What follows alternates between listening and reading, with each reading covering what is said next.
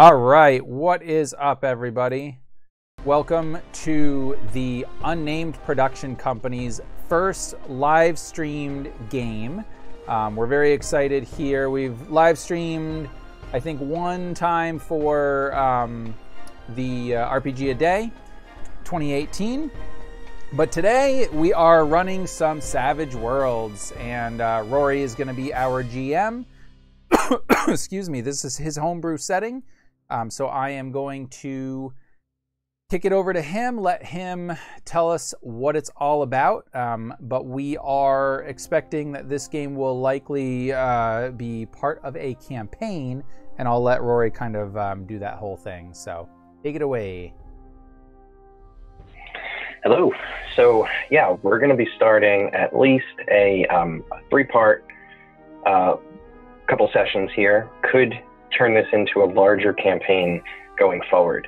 The distinct feature about the setting that they're going to be playing in, Dom Honda, is that it has different rule sets, different items available at different time periods. So it's meant to move throughout time through the generations. So there are a few modified rules, which I won't get into on this session because we're there at the very beginning right now, so we don't have to worry about them. But there will be some rules for them to pass certain traits down through the generations so that their players can kind of continue the story where their ancestors left off. But as for today, we'll be starting way back in the early Bronze Age, and Honda is very much like our world. So we get to see people, humans, interacting in a world that's very similar to ours. The very light touch of magic in there as a very rare kind of occurrence. This session is going to be a very common occurrence. We're going to deal with an invasion. Backstory here is that the army that we are going to be following tonight is the warband of Kyrios Pactrosi, which is a Donian lord and general, great general. He feels that he has been snubbed by the new king, and instead of following the standard orders of invading during the summer months the fertile, rich area of Axorte, he is going to conquer different lands altogether and hopefully stake out his own lineage and his own dynasty. And we're just going to kind of zoom right in past this army who is marching across these kind of light hills, common of the southern lands of Donia. And these southern lands are strictly Pactrosi clan lands. He knows this land for the most part, but we are reaching the borders of his territory, the mountains of Hellas, which separate the Donian land, southern Donian land, from northern Memnonia. And the northernmost city of Memnonia, known as Hellas, which is Lord Pactros's aim here. That is the place that he would like to conquer and make the seat of his new dynasty. Very few people know that fact. Most people in this army are serving as they do every summer, usually on what are no more than glorified raids. They don't know that they're marching to a completely different destiny here today. And so there's no difference in their footsteps as they march across these plains and light hills. And as they start to see the mountains of Hellas in the distance, some of the most intelligent of this army may start to form the concept that this is not going to be a usual campaign. But we wouldn't see very much different. The army continues to march. The generals, a few look at each other. Well, there are only two generals, but they cast glances at each other. A few commanders seem to take note, but they continue to march towards the jagged peaks of Hellas. Beyond them a ways, we find two light cavalry scouts, Gregorio and Hexos.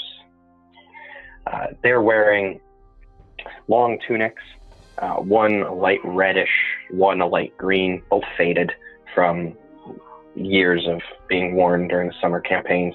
They're tied with large belts, and they're sitting aboard these kind of stockier. In the modern world, we would not call these Arabian horses. They're stockier than that, but they're very fast and meant for endurance.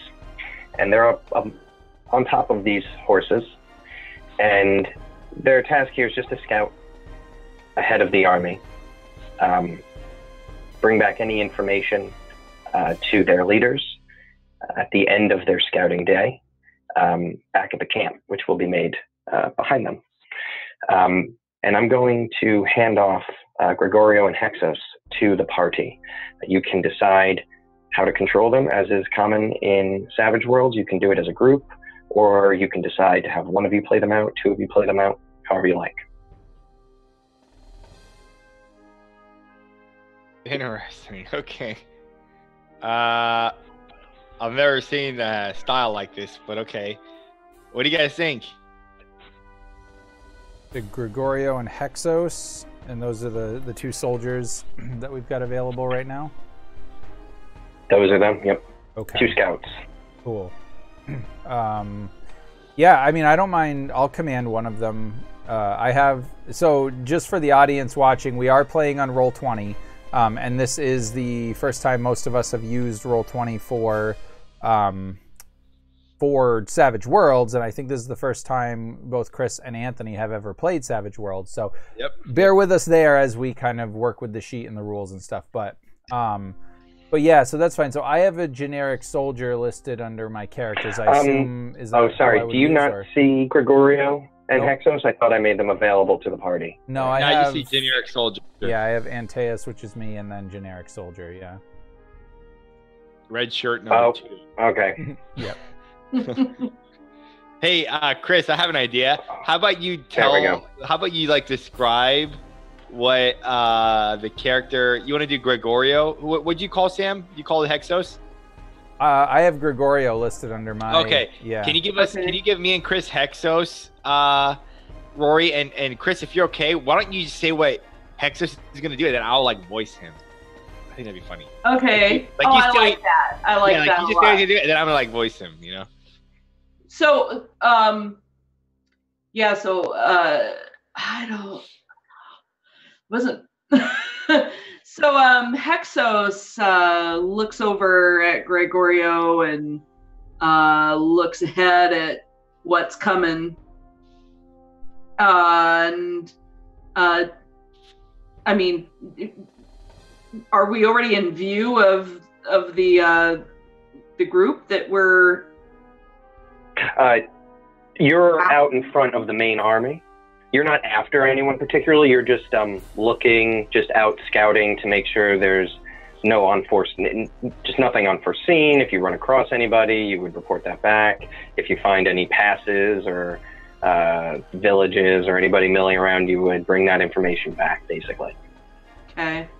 So as we're moving along, I mean, is there anything to see yet? Well, as you're getting closer and closer to the mountains, so you're seeing them kind of rise up in front of you.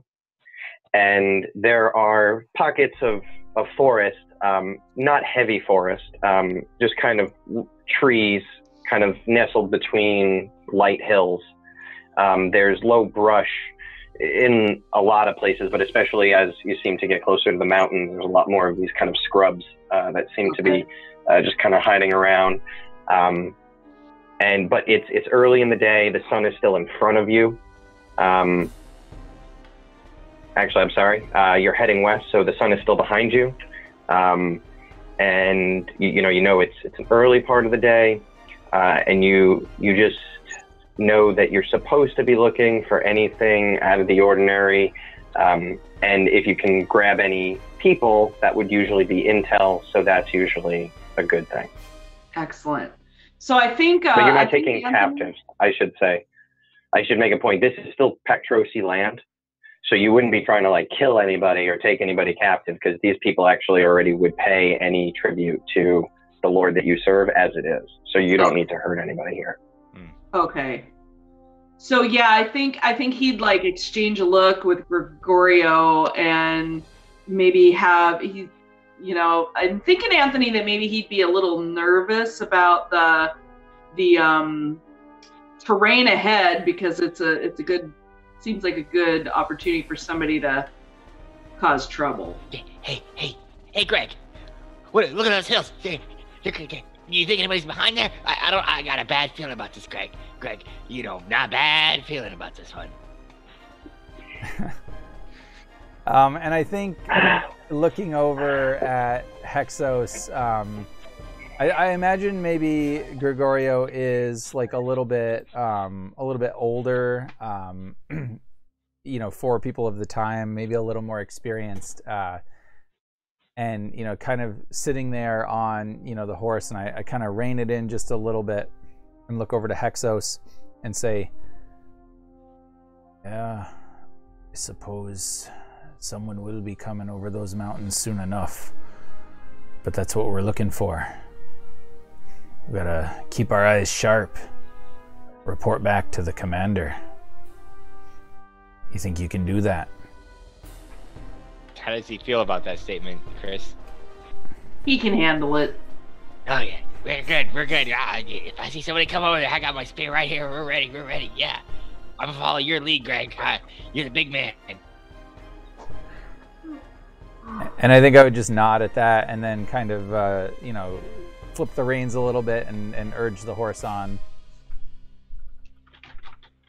And at that moment, you hear the skittering of rocks just up ahead on a hill that you were just approaching. And I would look over to Gregorio, or to Hexos, and be like, "Hexos, sounds as if we might have company after all." And I kind of point off in the direction. It's like, keep your eyes and your ears sharp. Get your spear ready. All right, Chris, tell me how he feels, and then I'll do it. Yeah, I think he's a little anxious for it now after this exchange of like, yeah, it's what we expect, so we got to be ready. And he's like, oh yeah, So, I wonder if he wouldn't suggest splitting off a bit so that they could, get an advantage or make it harder for. Hey, Greg, look, I can take the left, you go right. We gotta see what this thing is. We gotta be ready. Eyes everywhere. Like in training. You told me, boss. I follow your lead. And I would say, if you want to flank them, we can flank them, but stay in sight. Yeah, I will just be right over here. We'll do the little call, like you told me.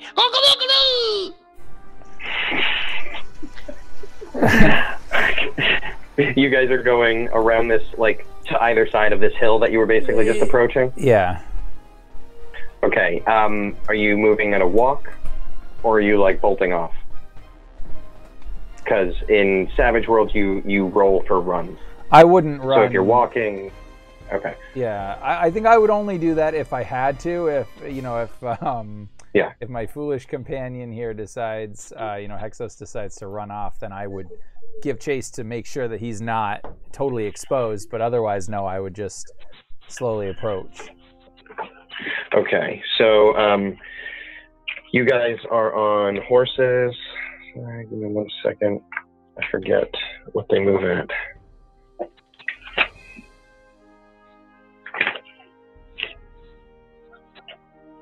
Okay, so you can move 8 table inches, which is just so everyone knows, it's basically 2 yards per inch.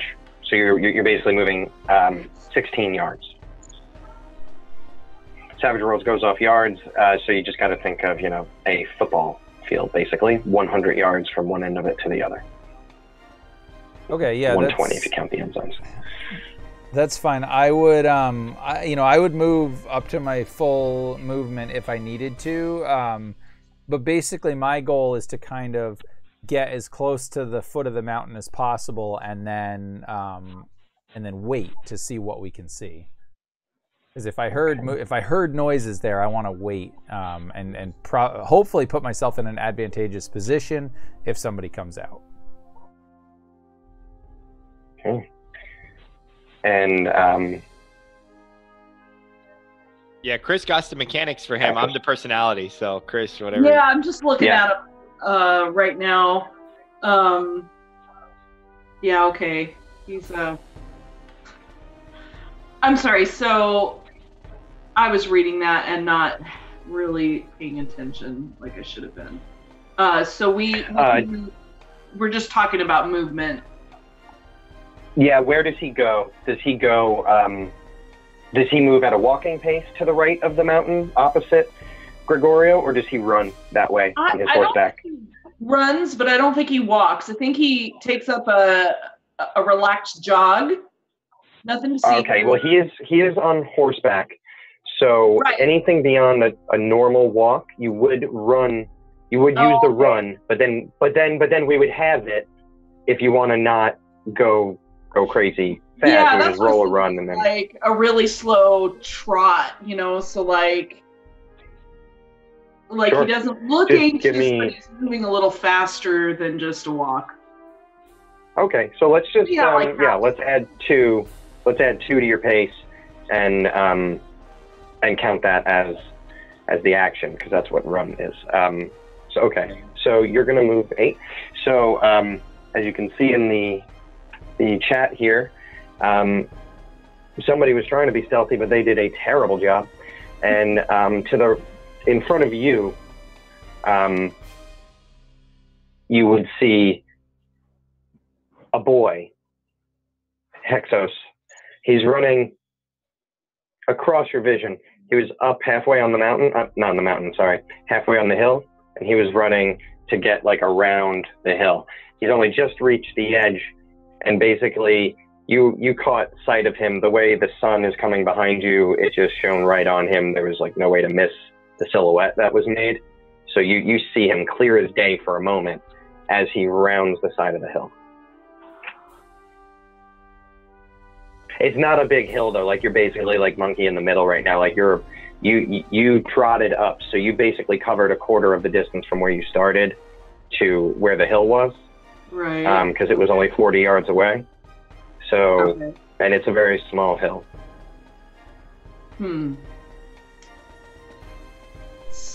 I think he'd. Anthony, feel free to veto any of these decisions I make, but I think he would. Just after reading some of his traits and stuff, I think he'd try to grab he'd speed up and try to grab the kid. Hey, little boy, come here! I gotta save you. He did try to like trot after him and get him. I got some really good stuff for you. Some really good candy. Okay. So if you're trying to run after him now, we'll count this as this is your second action, and then we'll go back over to Gregorio. But why don't you roll a run for me? Let's see how far you get after him. You want to roll that, Chris? So is this going to be a riding? So it's under basic info, under demographics. There's a button right under armor that says run. Oh, okay, right here. Yeah. And we just click that, the thing with the die looking symbol. Oh. Yep. All right. There we go. First roll. Okay. So now you are on horseback. So your actual raw pace right now is 8. So it's 8 plus this. Oh. Okay. So 15? 15. Yep. So that's 30 yards. Nice. 15 inches is 30 yards. So you cover the distance on the horseback. Like the horse kind of jolts forward. You have to kind of lean forward a bit, and you basically reach the base of this hill. Just a few moments after you saw this boy round it. So he's on the other side of this hill. There hasn't been much time gone by. We're going to go over back towards Gregorio. Gregorio, you see to your right, you see Kyrios. He's, bolting towards the hill, reaching it quickly. You're kind of behind him at this point, but you don't necessarily know what he saw over there. Okay. So I didn't see anything then. Okay.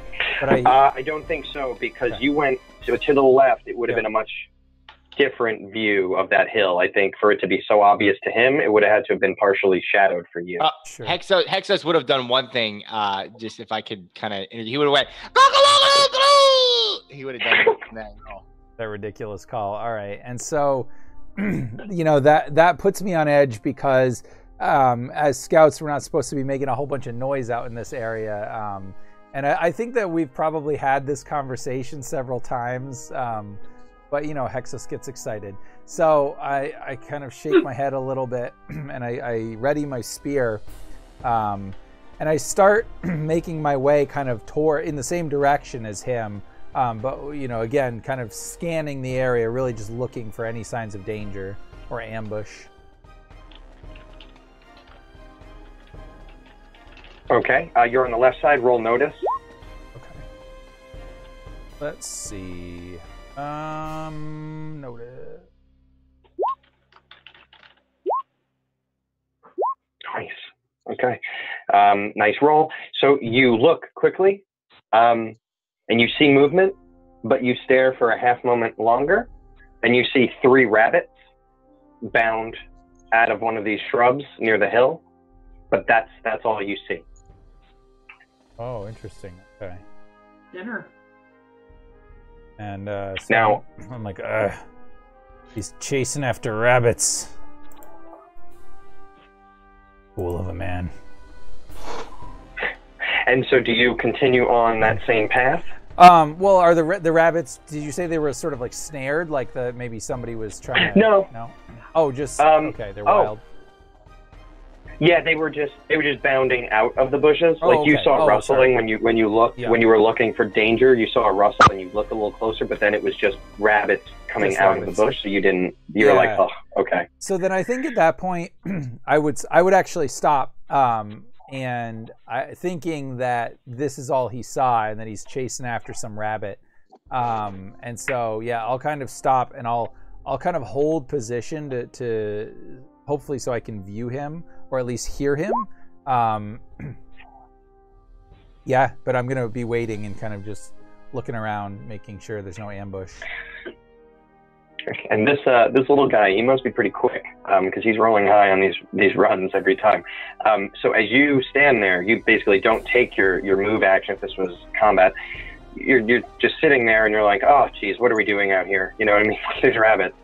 Now on this side of the hill, this boy's figure, again, silhouetted by the sun, which is now to your left, is right there in front of you. Like he ran from the one side of the hill. As I said, it's not a very big hill. He must have just kept running. And he came around the other side, and now he's looking right back at you. And you see this boy. You can't take any movement now, because that was kind of like what you saw after sitting there. You know what I mean? Like you spent your turn, and you just see him all of a sudden. You're like, oh my God, there is someone here. And so back over to Hexos. You are at the base of this hill. You look up. You don't see anybody there, but you know that this boy ran that way.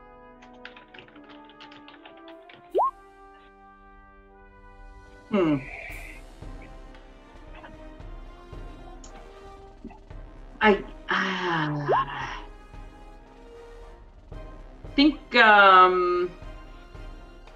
I don't know. How far off do we think we are from him at this point? Like estimating based on that. Well, you know, like I said, the hill's not very large. Let's say the hill is only like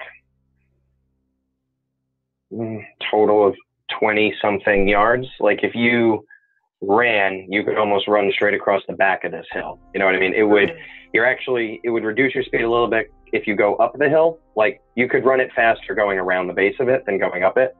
Yeah, but if we went up it, we could maybe cut him off. Or at least trap him between the two of us. So I think you're just going to take a -2 on any run up a hill. That's all. If Anthony doesn't object, I'm thinking we go over the hill. Yeah, boy. Yeah, go. Whip at his horse. Okay, roll a run. So let's see. Back to that was a basic. Run. Now, do I have to do something for the -2, or we just subtract that? No, we'll just subtract it. Yeah, we'll just subtract it. Oh wow, nice. So 9. Okay. So 18 yards. So it would be, we got to add, basically we don't add 2 to it. We would usually add 2 because you're on the horse, but we're basically removing that 2 and making it so it's basically the same. So we're going to keep it at, so it's 11. So you basically cover 22 yards. Nice. So you kind of go up to the top of the hill. You actually pass the top of the hill, and you're kind of on like the back side of it now. Like you didn't go straight over the top of it. You kind of like went to the side, and you kind of ended up, and you look over to your left, and you can see the boy, and you can see Gregorio beyond him. You could see that he didn't like book it towards the hill or anything like that. He's still like approximately like 20 something yards away from the base of the hill, down in the grass. What do? The boy is there. He's like 10 yards away.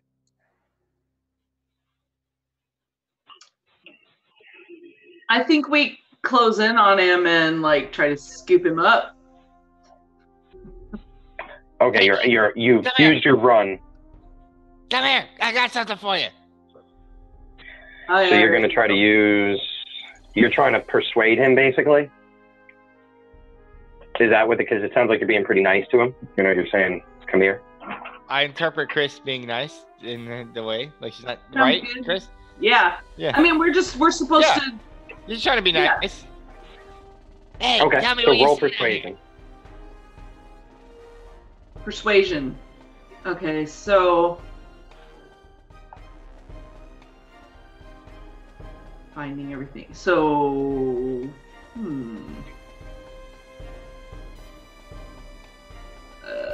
where do I go to find So it should be under skills. And if you don't have it in your list, then it means you don't have that skill. We do not have that skill. Okay, so just Intimidation. roll. Yeah, that's kind of more that character. But you're giving a shot on one that you don't usually use. There is a way. Unskilled. Okay, so you see at the top where it says unskilled. If you just hit that dice, then it will roll a d4 minus 2. So that's what an unskilled roll is. So go ahead and make that. Oh, you did. Holy Whoa! cow! How? You on your wild dice, you exploded, and okay. you rolled a 6 and then a 3. Or you rolled a 6 and then Plus you're a supposed 5 to subtract minus 2. 2. Yeah, it did. It was a 6 Right, plus it okay. rolled a 5 minus the 2. Yeah, and that's how you get the Gotcha. 9. Yep. Okay. Wow. So you actually did a pretty good job. So the kid actually stops, and he kind of doesn't run away from you. Let's put it that way. He starts to walk back towards you. You see a boy. He's dirty in the face, probably about 10 or 11.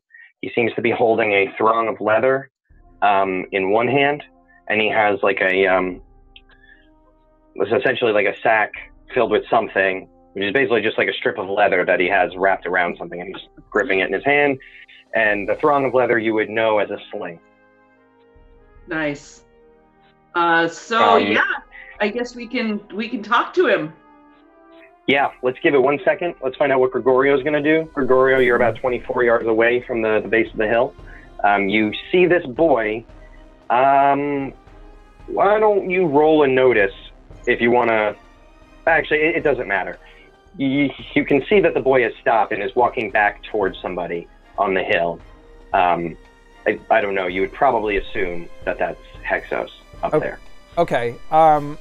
I will then decide to try to approach the boy in like if he's coming down the hill, like he's going to come down to the base. I would start making my way over with the intention that I would come in behind him. And I'm not going to attempt to be stealthy or anything.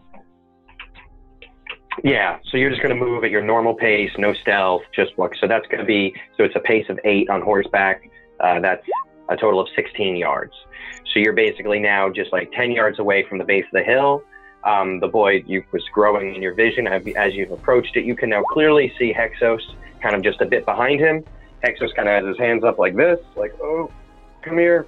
And you see that you're close enough now to see this whole interaction. You see this boy looking at him. He's not running. He doesn't seem terribly frightened right now. And that's what you see as you approach the hill.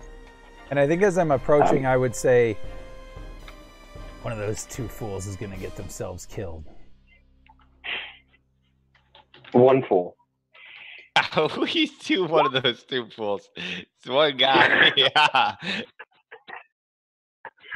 Sorry. Yeah, so back up at the top of the hill then, we have the boy, and he says, what? Well, what are you doing here? What are you doing here? We're here to help. I was gonna give you a ride home, kid. Get on board. Oh, help? Yeah. You scared the game away. I was hunting rabbits. Oh, sorry, kid. I got a beef That's jerky just here. all we were going to have to eat. You know, we have to pay heap a ton of grain to Lord Pactrosi every year. We got to eat rabbits, and you scare them all out of here. Who are you here for?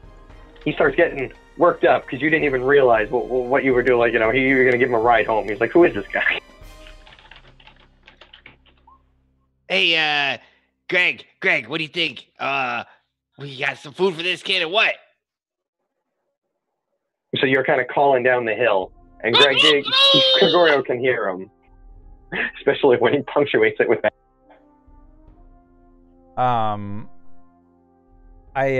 So these kids, like this kid speaks the same language as we do, or we can understand him, and like no problem there. Yeah, I mean, you know, you're still technically in Donian land, so that's not really surprising. Yeah. And to be honest, the language difference between the Donians and the and the Memnonians isn't really very much to begin with. It's more of a dialectal thing. Okay, no problem. So yeah, then I think I coming up on Hexos, I would be like, ooh, looks like the kid was fixing to get some food already, but I thought you were chasing after rabbits. Listen, and I think as the kid turns around, maybe I would assume he turns around to look at me now that I'm here. You guys can actually completely narrate this now. He's been persuaded. He's talking to you guys. You guys can go ahead and take this. I'll hold up, you know, I'll hold up like, you know, some sort of travel rations or whatever, right? And I'll say, I can give you some food information. See anything around here?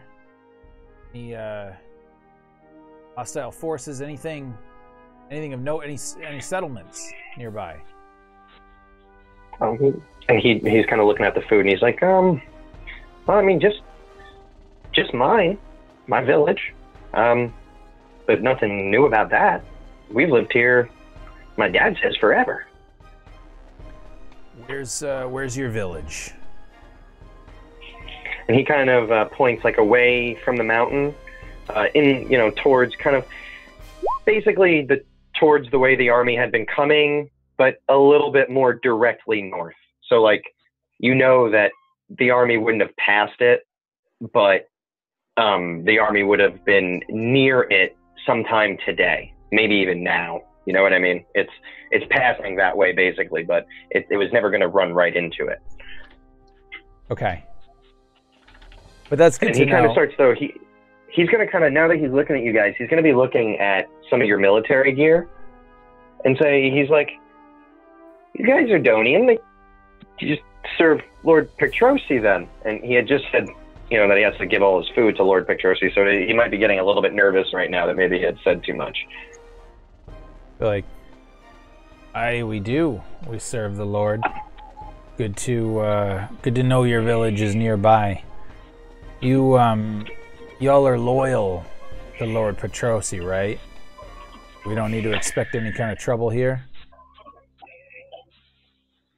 He says, we're loyal. We always give our share of the grain during harvest season, but don't tell me you're here for more now. It's the summer. It's still growing. We have no food. And this is kind of a normal way of life. These are agrarian people, so like, this is growing season now. They're living off the dregs of last year's harvest and hunting and fishing and things like that. So yeah, stored food now is light. Everybody knows that. Armies generally try to build up grain during the harvest season, then use it to bake bread for the army the next summer. So he's getting worried, but you guys understand that this is a normal thing for people to be worried about. Yeah, be like, well, and how old is this kid? Kind of approximately, just. He's about. You probably think he's 10. He's either 10 or 11 or a small 12-year-old. All right. Hey, Greg. This kid's pretty smart for a 12-year-old. He got a lot of geopolitical stuff going on around here. Hey, kid, tell us what else is going on. He just goes, nothing. We're just hungry. I'm just hoping you're not here to get any more of our food. And he kind of looks up and down and goes, but it seems like you brought your own. So what are you doing here? Well, what can I tell you? It's just the southern area of Donia. It's boring, basically, is what he's trying to say. I'll let Chris kind of interject here, see what she thinks he's feeling. I think we'd assure him that we're just passing through. We're not here for early harvest collection or anything. Rory knows that's not how I play Savage Worlds. Yeah, my friend Greg here and I, we're just scouting around, making sure there's no danger. We're just checking it out, giving people rides home, friendly. He goes, no danger. Just danger of going hungry after some idiot on a horse chases away all the game. And then he goes, hey, you guys with an army? And he kind of starts looking around, like he's kind of getting, like, he's excited. He's like, hey, like, seriously, an army? Cool. And I think at that I would say, yeah, we're with an army. You like the army? Fancy yourself a soldier one day? My dad says that I might be the one that takes over the clan, but I don't plan to do that. Yeah, I do want to join the army. Seems like you get to ride out, see new things, take whatever you want. Yeah, I'd like to be in the army. One of the great things about being in the army, you don't go hungry when villagers do. When the army comes through, well, all that marching, they have hungry bellies, but they're always fed. You look like you could hold a spear. Why don't you come with us? Show you our army, and you tell them about the village, tell them what's going on. Maybe there's a place for you. Yeah, roll me a persuasion, but give yourself +2 because you're holding food and all the cards, basically. So I don't know. I don't have persuasion, and it doesn't look like unskilled allows me to add anything. No, we'll just add it. Okay. We'll just add it. It'll just be a +2 modifier to it. Yeah. Okay. So. Okay. 3. So yeah, it's a 3. So he goes, I don't know. My dad might get worried, and then I don't know if I should. Did you want to try any other methods other than persuasion? That could go for either of you. No, I don't think so. Chris, would he try to persuade? Would Hexos try to persuade him? I don't think so. I think we should be trying to send him home before the army comes through. Okay. We don't need him underfoot. Hey, kid, just get on my horse. We'll go home. We'll see your daddy. And we'll get you some big food. Maybe I'll give you some more beef jerky. And I would say, Hexos, we're not a limo service. Yeah, we can't be offering to take this kid home, but he pointed out his village is right over there. You guys are scouts, kind of expert, at directions. So basically, just the direction that he pointed in, you would probably be able to find what he's saying. We gotta let the army know. We gotta let the commander know there's a village nearby. You're so right, Greg, all the time. That's why I follow you. You're so good at your job. So, all right, kid. Sorry about the rabbits. Better luck next time. He goes, yeah. He kind of kicks some rocks. And sees a decent one though, and he goes, "Oh!" And he kind of bends down, picks it up, kind of grabs it, tosses it in his hand, catches it, kind of runs back off down the hill towards the direction that he had pointed, home. Yeah, he kind of takes off. So the two of you are there. You would actually these two scouts would spend the rest of the day kind of finishing their loop.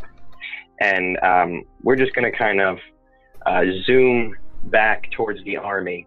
And now the sun is setting in front of you, and you can hear the kind of clang, clang, clang of metal.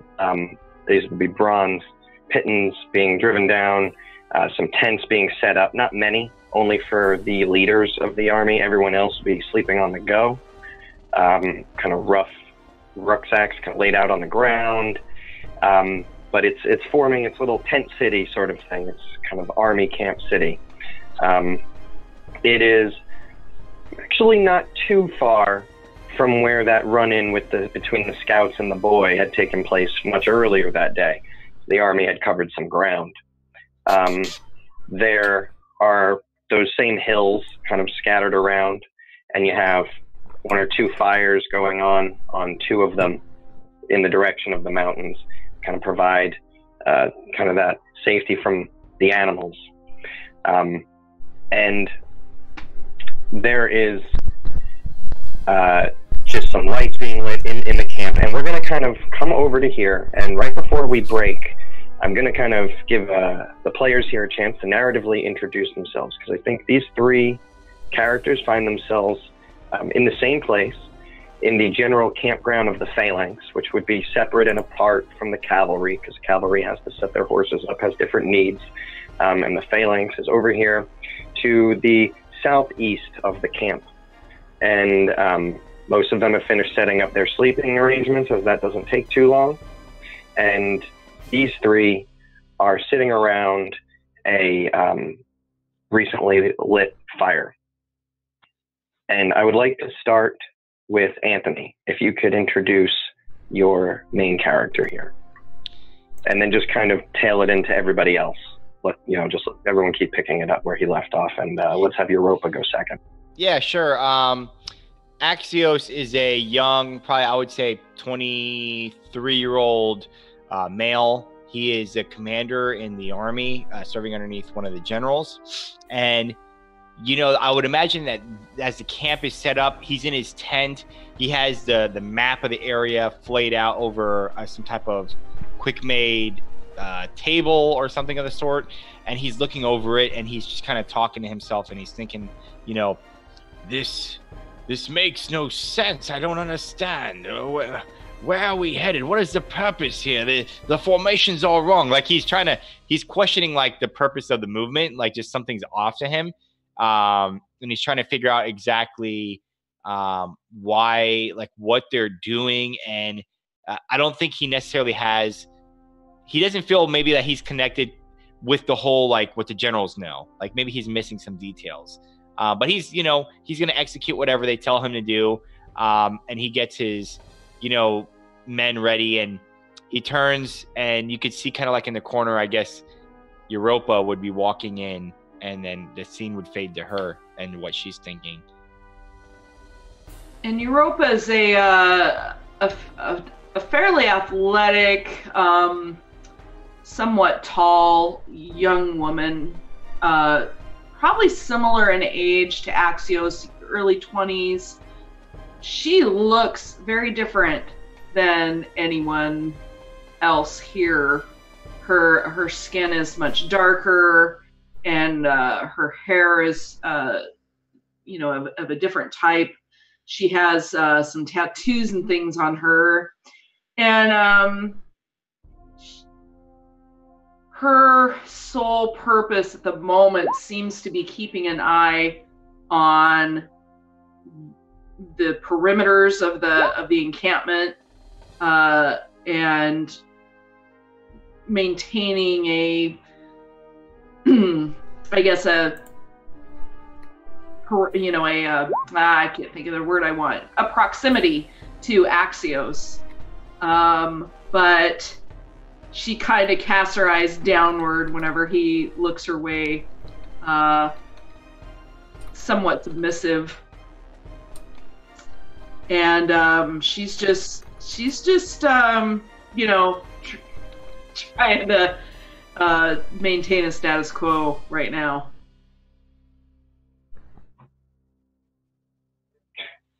And then we see Antaeus. Yeah, and I think I would be. Would we be in Axios's like tent, like command tent? No, there's. Oh yes, that's right. Axios is a commander, so I believe Axios is probably inside his tent. You could be, if you'd like to be. You could also just be right outside. He probably has his own fire. He does have his own fire pit right outside for people to cook his food on. So you could be around that or in the tent, but you're basically within the proximity of that tent. All right. So I think what'll happen is I was originally outside, right, and I was watching his aide de camp or whatever cooking the food, and now that it's done. The aide de camp's about to bring it in, and I go over to him and I say, "Commander's not in a good mood. I'll bring it to him." And I kind of grab this, this bowl and whatever of this camp gruel, and I kind of, and then I kind of push the side of the tent flap in. And you see, as soon as you do, you see Europa. She's kind of standing there right at the door. Yeah. And I look at her and I just kind of give her a nod, which for a slave I think would be, maybe a sign of respect. And it's almost imperceptive, but I feel like she has proven herself as a worthy combatant anyway. And so, that garners respect in my eyes. And I will but I won't say anything, and I'll walk past her. And I'll stand just far enough out of reach so that I'm not like right up in the commander's, grill. And then I'm sort of like, Yes, yeah, sorry. And he like breaks my attention as I'm looking at the map. And yes, what is it, Antaeus? Food, Commander. You gotta eat. You gotta keep up your strength. Thank you. I appreciate it. You know how I get when I am in these moods, and concentrating on these plans is quite cumbersome. Thank you. You're welcome. Listen, how are the provisions? How are the men holding up? Seems fine at the moment. I'm just trying to understand what our purpose will be, and something is not right. I don't know what it is, but we must be prepared for the unexpected.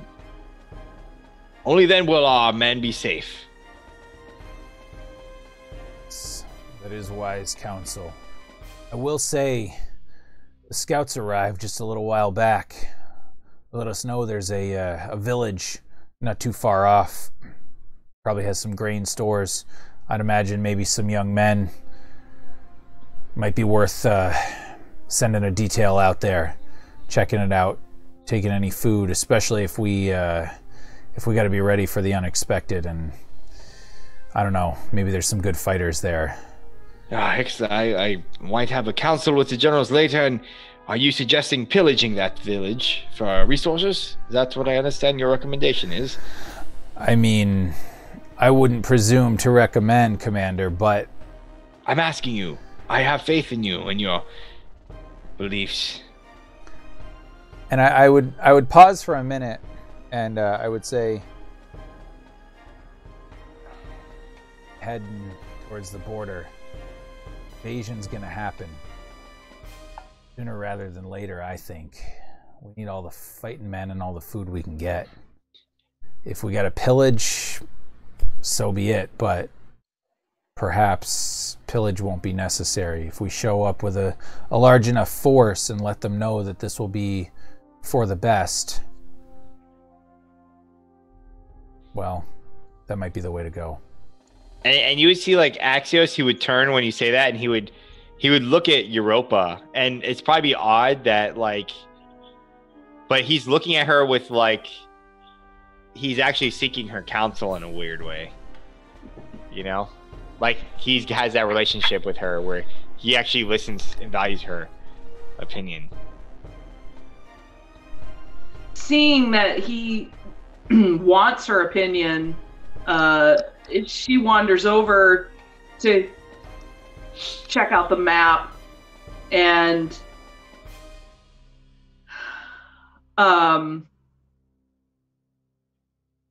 that's the border over there. Yes, Europa, right here. And he points. And this river. You think you could expect that there'd be settlements there? Yes. It is true, but we cannot be sure. Do you think it would be wise to gather resources before we move onward, or to gather what we know exists within our grasp now? Yes. I think Antaeus speaks wisely. And as the three of you pour over the map, you suddenly hear the panting of someone as a hand brushes aside the flap to the tent, and someone you recognize as Electos, one of the close attendants to Lord Pactrosi, comes bursting into the tent. Commander Axios. Yes, sorry, do you have any what is water? it? Yes. Europa, give him some water.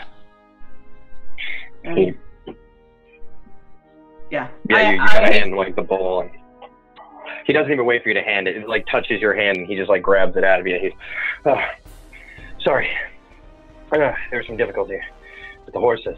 I come from Lord Pactrosi. He requests you to come and have a sit down in his tent on the north side of camp, of course. Well, then I shall bring my entourage. Antaeus, Europa, quickly. Let's just go. Yes, sir. Very good, sir. And we're gonna pause right here and take our break to get drinks, deal with cats, go to the restroom, and let's come back in 5 minutes. For me, that would be 9:12. Let's try to be back at 9:12. All right. Sounds good.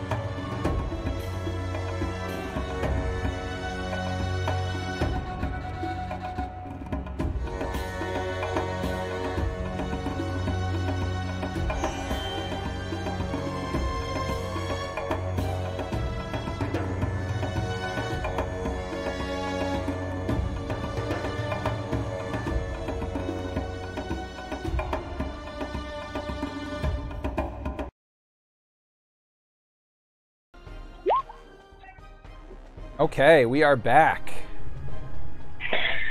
Okay, quick break. So, in that time, our characters were able to walk all the way across the camp and reach the Lord's tent, the Kyrios' tent.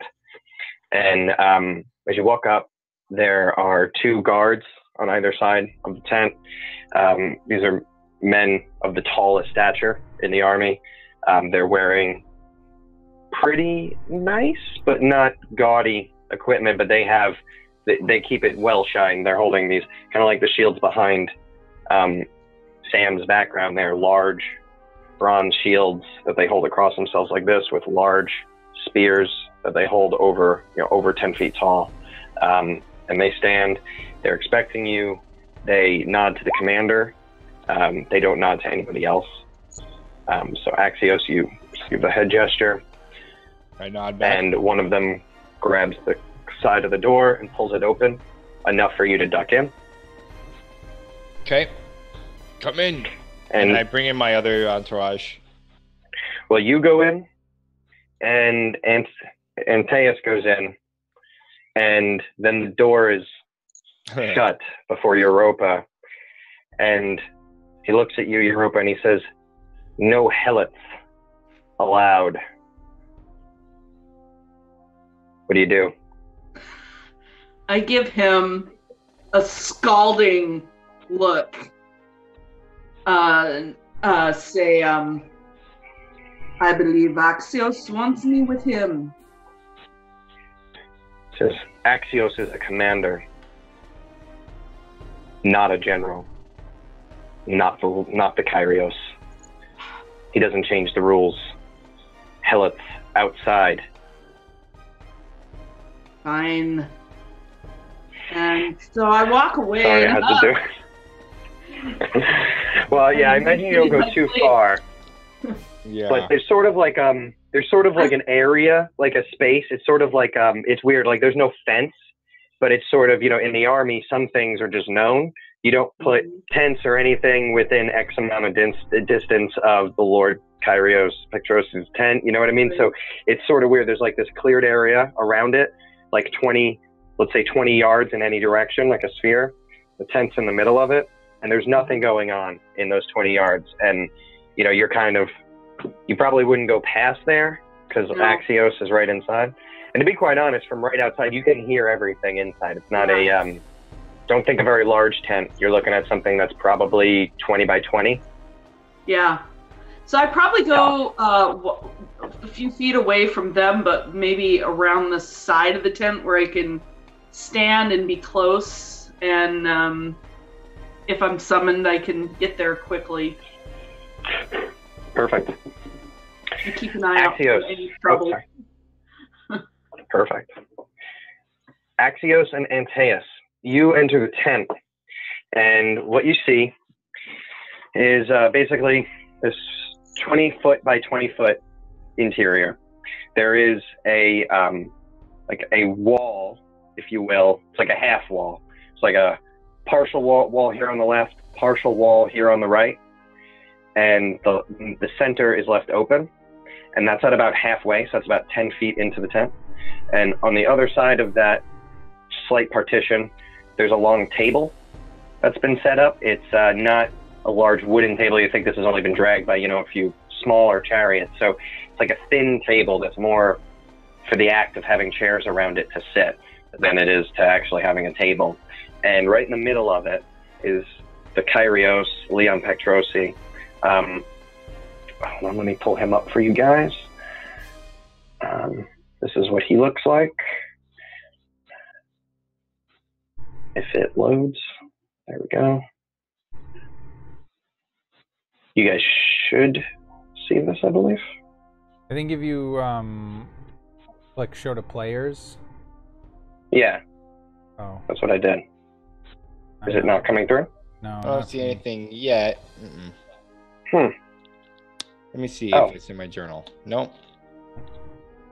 There's a handout, or is it a character? It's a character, but I was going to show him to you guys. Okay, you know what I'll do? Don't worry, I'll continue, but in the edit, I'll just make him... let me just make him in all of your journals so you can all see him. Okay. And then That'll be that. Yep. Okay, so he's in your journal. That's Leon Pactrosi. Oh. Oh.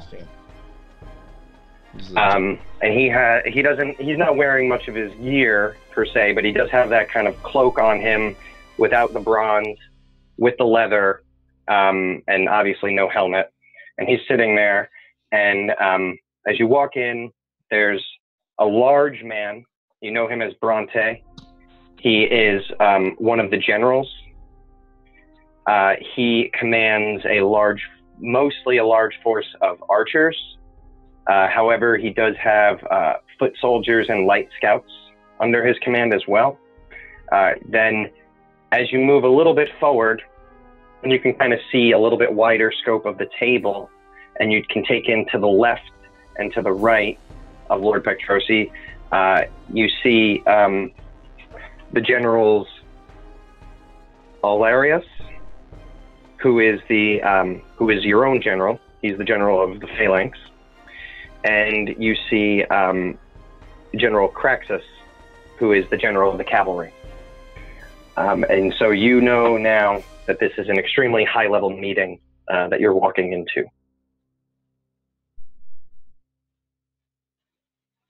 So Leon Pactrosi is the king? He's a Kyrios. So the Donian kingdom, which was established a few generations ago, has its own dynasty. This is one lordship that's given control over a certain area of land, the southwest in this case, to, tax and generate income, which then is taxed and generated income by the king. So, you think king, then the lords. Gotcha. Okay. In some societies, that would be kings and high kings, but it's, Okay, so he's like a lord. He's like right under the king. Right, exactly.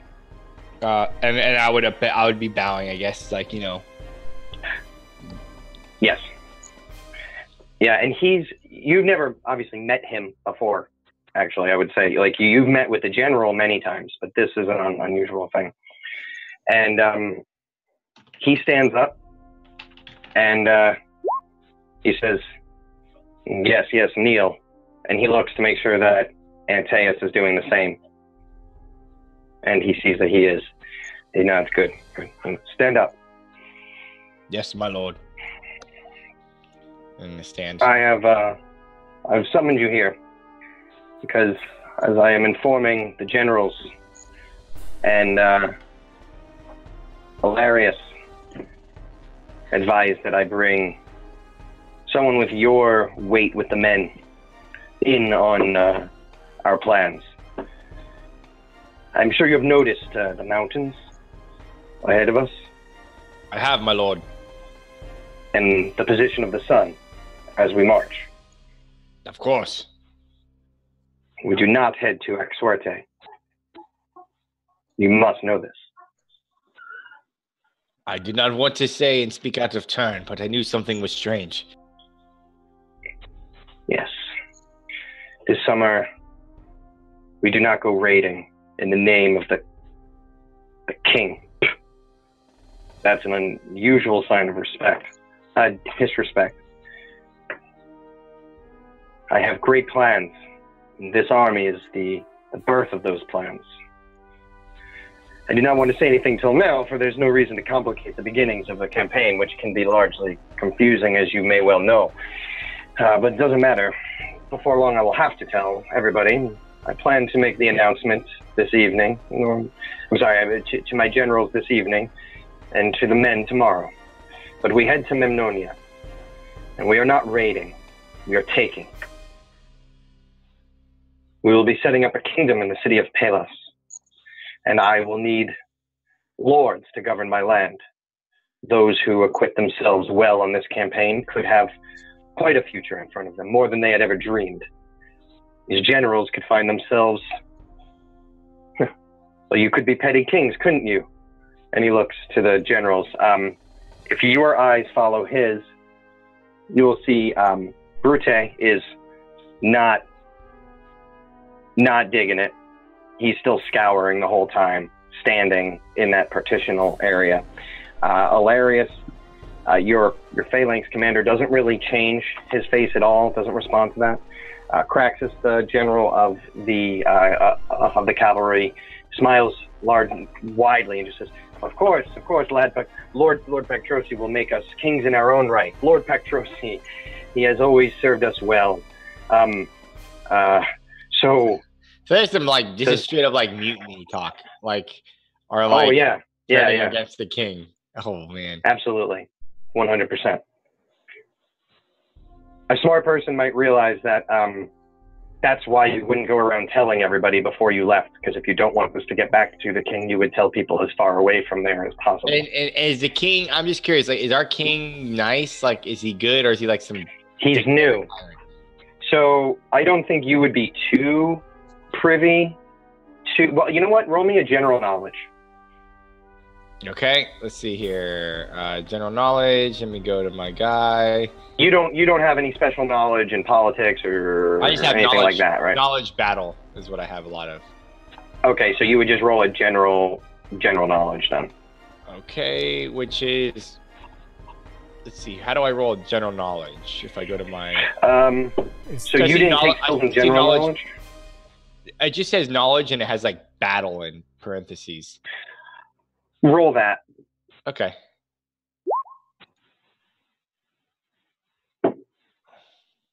Okay. Why am I not? Because I'm not scrolled all the way down. Wow. Okay, so you know quite a bit. Okay. Oh, it's a D10. That's why. Yeah. Okay. Well, I'm gonna actually. Okay, you actually had quite a bit of stats in battle knowledge. I'm going to apply a -2 modifier to just kind of say that you're particularly skilled in battle, but in terms of politics, it's sort of a secondary thing. So that's still a raise, though. So you know quite a bit, and what you know is that the king is young. His father had passed away. You know quite a bit. So what happened was a member of the Pactrosi house has always served as advisor on military matters to the kings of Donia, since his great-great-great-great-grandfather actually helped, in the wars that created Donia as a kingdom, as a higher level general, and was granted these lands because of that. And out of respect and just the system the way it was, Pactrosi's always served on the council. And the only change you'd expect when a new king comes is that he might choose the young son of the previous. So your father, Senior Pactrosi, was on the council. And when that king died, usually the new king would either name the father, if the son was too young, back to the council, or name the son to the council, and the father would effectively be retired from politics at that point. Neither of you were renamed to the council. Neither of them were renamed to the council, and you know this. You've heard of this, the whispers in the court. People have mentioned things. He doesn't go away to the king's lands anymore for council meetings or anything like that. It would be known, and you've paid enough attention to pick up on that. Okay, so he's mad because he's not serving on the council, pretty much. Correct. He's kind of being demoted in society. Okay. Yes, and you guys he says South Land, so he always runs the risk of being effectively boxed out of things that are of importance. Ah, got it. Okay. Yeah. Okay. Cool. And the king's never harmed me. I'm assuming I joined the army to help out the kingdom. You're from Pactrosi land. Most people in this army would be from Pactrosi land. Okay, so he's he's my dude. He's your lord. I don't know that you've ever, it would be an unusual circumstance for you to have had a cause to have ever served the king directly or to have had. Okay, so I like this guy. Like Got it. Okay. Yes, my lord. We are behind you. Understood. I know where I stand now. And so he kind of looks at both of you and he goes, good, as long as you understand. So I bring to you this puzzle, as I have reached an impasse with my generals. And he looks at the three of them and he says, Hellas is directly on the other side of those mountains. And he goes on to describe how Hellas is kind of nestled in the southern side of these mountains. You guys are on the northern side. I'm sorry, you guys are actually on the we'll call it the northern side. You guys are on the northern side of the mountains. Phillius is directly on the southern side, nestled into these mountains. To the, if you guys were to make a left at the mountains and go directly towards the sea, you would eventually reach the rocky coast, where the mountains have kind of come down into rocky hills and then faded into a rocky coast till you reach the sea. If you go to the right, you would have to be following these mountains until they peter out some distance away, not exactly sure how far, in order to wrap around the mountains and then come back towards Phillius, across an open plain. Going through the mountains is of unknown difficulty. No, you haven't ever passed through these mountains before with an army, never been a cause, don't know. So Lord Pactrosi says to you, given the situation with these mountains serving to block us from our end goal, I would like to find a way to go through them. I think coming down the mountain, surprising the people of Phillius behind their spackled wall, we should have the upper hand. And we already know that we have the size of our army in our favor. Whereas, and he says, Craxus here believes, as of course all cavalrymen do, you guys are phalanx, so, you know, cavalrymen, geez, that we should take the long way around, as their horses would have difficulty in any other scenario. And Ilarius, your own general of the phalanx, thinks that we should go to the coast. Says that there are villages there with decently sized boats for fishing and trading, and that they could ferry us around the mountains, and we could still surprise them. Perhaps we'll have to approach them in the open for a few miles, but at least they won't expect it. And then he says, Brute, he offers nothing. He finds this whole thing to be a bit, well, I don't know, what did you call it, Brute? Foolish? He's getting definitely grim. Brute goes, the king has left us alone to our lands. We can raise the money we want. We can raid all we want. I do not know why we spit in his face. I would just look at him. I would wait.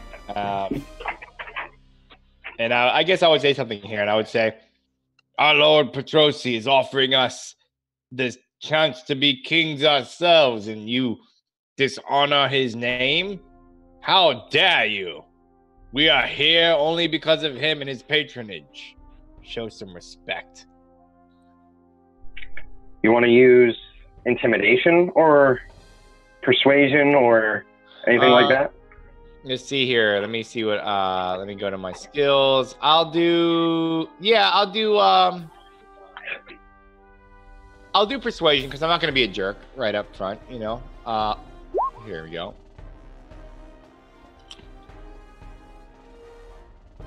Okay, 4. So he kind of stares at you a bit. You haven't offended him too much, but he just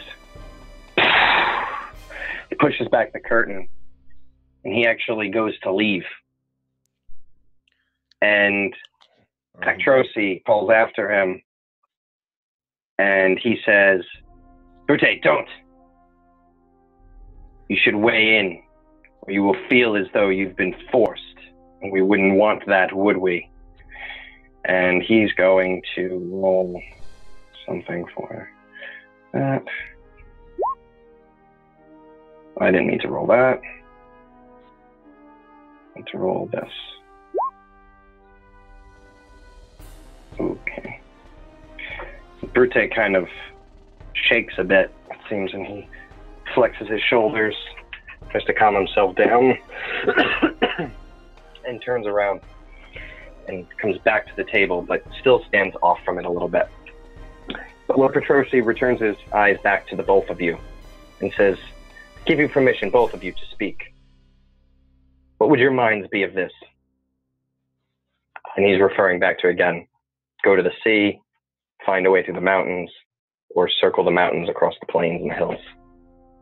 Can I roll knowledge battle just to see how my character would deal with this kind of before I made it? Yeah, that's actually what that skill is for, definitely.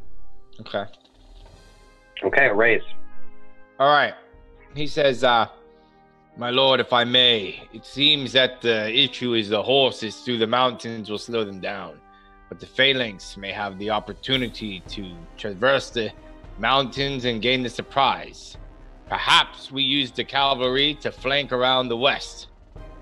It will allow them to show up precisely when the phalanx arrives from the mountains, and we can flank the city, perhaps even catch them off guard if they're alerted to the cavalry's presence to the west. They won't suspect the rest of our force. Yeah, Pactrosi kind of nods his head, and he looks at you, Antaeus. He actually wants your input as well. And I think this whole time I've been silent, kind of surveying the generals, seeing, trying to gauge the room here. But I would say,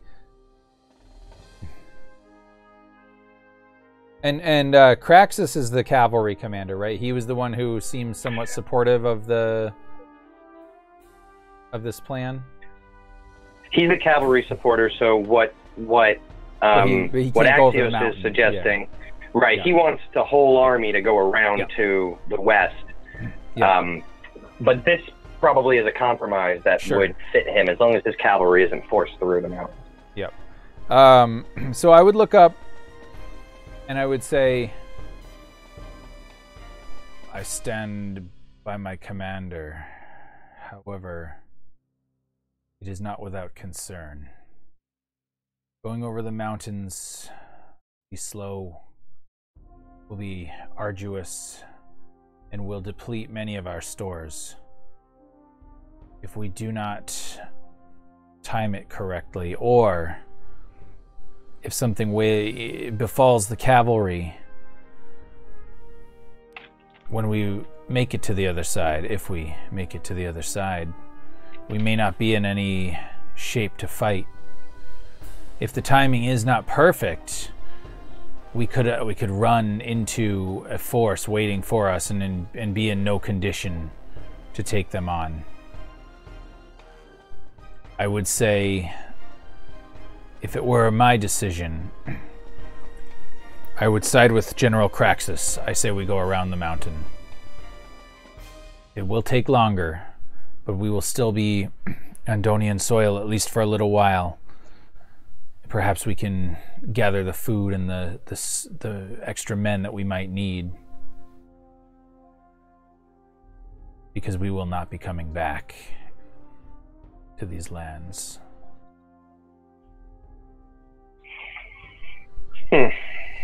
Yes. I think you're right.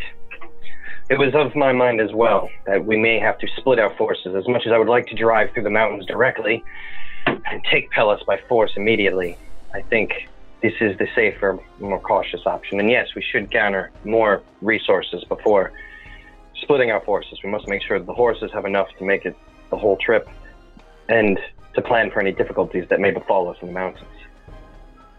I like this plan. Brute, I know you must be off. Tell me, before you leave, is there anything too distasteful you find of this plan, or anything that you can find to complain about it? Brute says, no, Lord Pactrosi. I serve you. And he just nods his head, and Lord Pactrosi goes, fine then. You're free to go. And Brute turns around and walks off. The other two generals lean forward to speak. But we're going to watch Brute first, as he kind of walks out through the flap, turns left. He starts tromping across the open ground. Europa, you see this. What do you do? Do you take note? Do you take any action? Do you watch him? I watch him go, and I try to read him to tell if he is genuine in his word.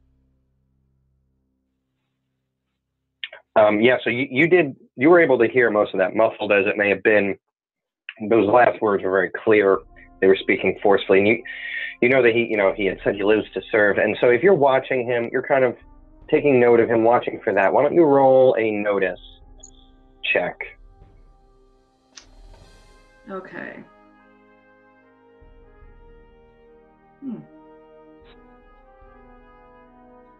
Okay, it's good. 6. Second. Sorry, I just need to roll something here. And maybe I should keep more character sheets up at the same time. That might be better. Okay. Okay. So, you watch him, and you were kind of behind the tent there, so you kind of he didn't notice you. And you kind of followed him a bit. Once he hit the ring of tents on the other side, you kind of scurried across, I think, and were able to keep an eye on him a little bit longer than he might have expected any of the guards to keep an eye on him. And not knowing you were there, he didn't know to be careful. You see him as 2 men stand up quickly as he comes walking. They have bows slung over their tunics. They have his sigil of this sort of like 3 triangles meeting at the center with the tip of their triangles, almost like a circle, 1 on top, 2 on the bottom, like a peace symbol, actually. And you see them stand up immediately and come over to him, and you see him kind of whispering about, but there's too much clanging around, there's too many bed posts being set up and everything like that to actually hear what's being said, but you can definitely see some sort of meeting, and you see the 2 of them run off in different directions, and Brute also. Bronte, sorry, I keep saying Brute. Bronte walking off in a 3rd direction. Okay. I return to the tent, and I this time I stand, right near the guards, just anticipating that the meeting's about to end. Okay. And so going back inside, the 2 other generals, Hilarious and Craxus, they're leaning forward, and they're saying, Hilarious does kind of look at you 2 and says, my own phalanx disagrees with me. I still say the ships are a wise plan, but I can appreciate a bold stroke like going through the mountains, and I understand that younger lads are eager for such action. I can forgive it, Commander. Sort of kind of a playful sternness to his voice. And Craxus kind of resounds and just says, as long as I don't have to put my men through that mountain with my horses, you'll hear no complaint from me. Timing will be key, though. Timing will be key. They're all kind of letting you 2 speak if you want to. You can kind of ignore rank here, other than, of course, paying the right respects. So, correct me if I'm wrong. They seem to be agreeing now with which plan? Half going through the mountain, half around? Yeah, okay. Yeah. Your own general is like, I'm okay with this. I understand you guys want to go through the mountains. I still think it was smart to go on the sea and sail around. I think that would be surprising, but he's okay with it. And the other one just didn't want to put his horses through the mountains. So he's pretty much cool with your plan. And Lord Pactrosi was leaning that way anyway. Okay. And then I would turn to Antaeus and say, yeah, Antaeus is correct. We should gather as many men and resources as we can on the villages on our path through the mountains, and the cavalry on their way westward and south. It will ensure we bolster our forces for the losses we may take and the supplies that we may consume. And this may surprise you a little bit, but Lord Pactrosi kind of leans back and says, man, I understand the urge, and it's true. I rule over these lands still. These people have paid tribute to me in the past many times. This is not the season to take their food. We could return someday, reconquer these lands, and find them all starved. Or find them to be a harrying force on my new border. I do not wish to make any more enemies. He laughs because he knows he's making some enemies right now. More enemies than I necessarily need to. I am not opposed to visiting a few of them, asking for what help they may be able to offer, and perhaps setting ourselves up nicely for the future. And to you 2, this may seem a little bit odd, because to an army man, you just take what you need to take in order to get the job done. But the 2 generals seem to nod quickly in acquiescence. They seem to understand these sort of politics.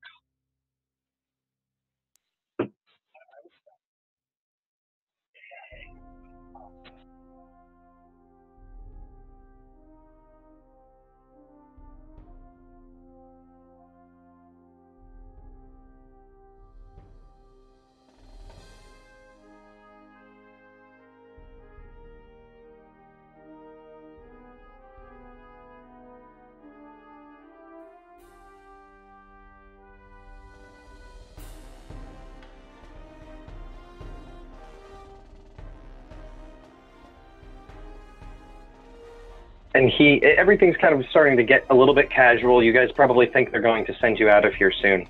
And Lord Pactrosi, though, he looks to both of you and says, I've enjoyed your company. And as I've said, my goal is to create a new dynasty. My table, if you will be expanding. Why don't you two stay? Have a meal with me. I've heard, is it not you who has the rather, not you, Antaeus, I'm sorry. Is it not you, Axios, and he points to you, has the rather unusual helot? The one captured while guarding a trade cart, I believe, a female helot, if I'm not mistaken. Of course, both fierce and beautiful in battle, unlike any specimen I've ever seen before. I think I should like to see her as well. If she's nearby, bring her in and let's have a meal tonight together before we embark on farther endeavors. He'll call out to Europa. Europa!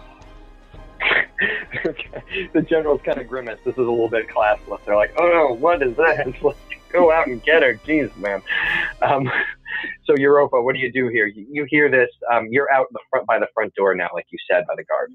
Yeah, so I walk up to the door and I give those guards a see look. And the one that wouldn't let you in before goes, he doesn't open the door. He goes, sire, she's a helot.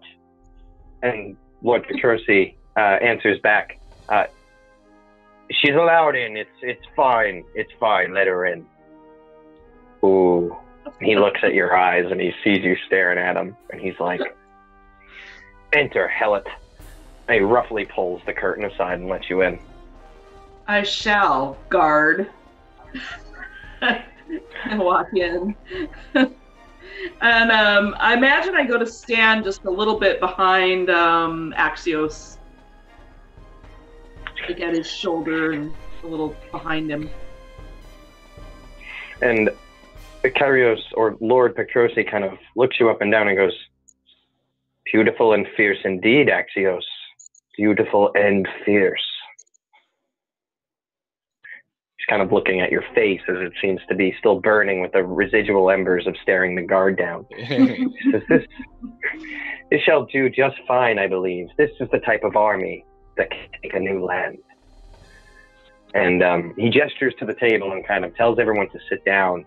And you see two attendants kind of come forward, and he kind of leans, kind of mumbles some things, basically putting in a food order, if you will. And I think here it kind of would kind of break into a general vibe of partying, low-key partying. The helot would be forced to sit Indian style or something on her knees or something like that to the side of the table, but you'd be able to enjoy the same foods that are actually coming out for everybody else. It's not completely an egalitarian society here, but there's value to you, and they recognize it, and they seem to be paying you some tribute to that.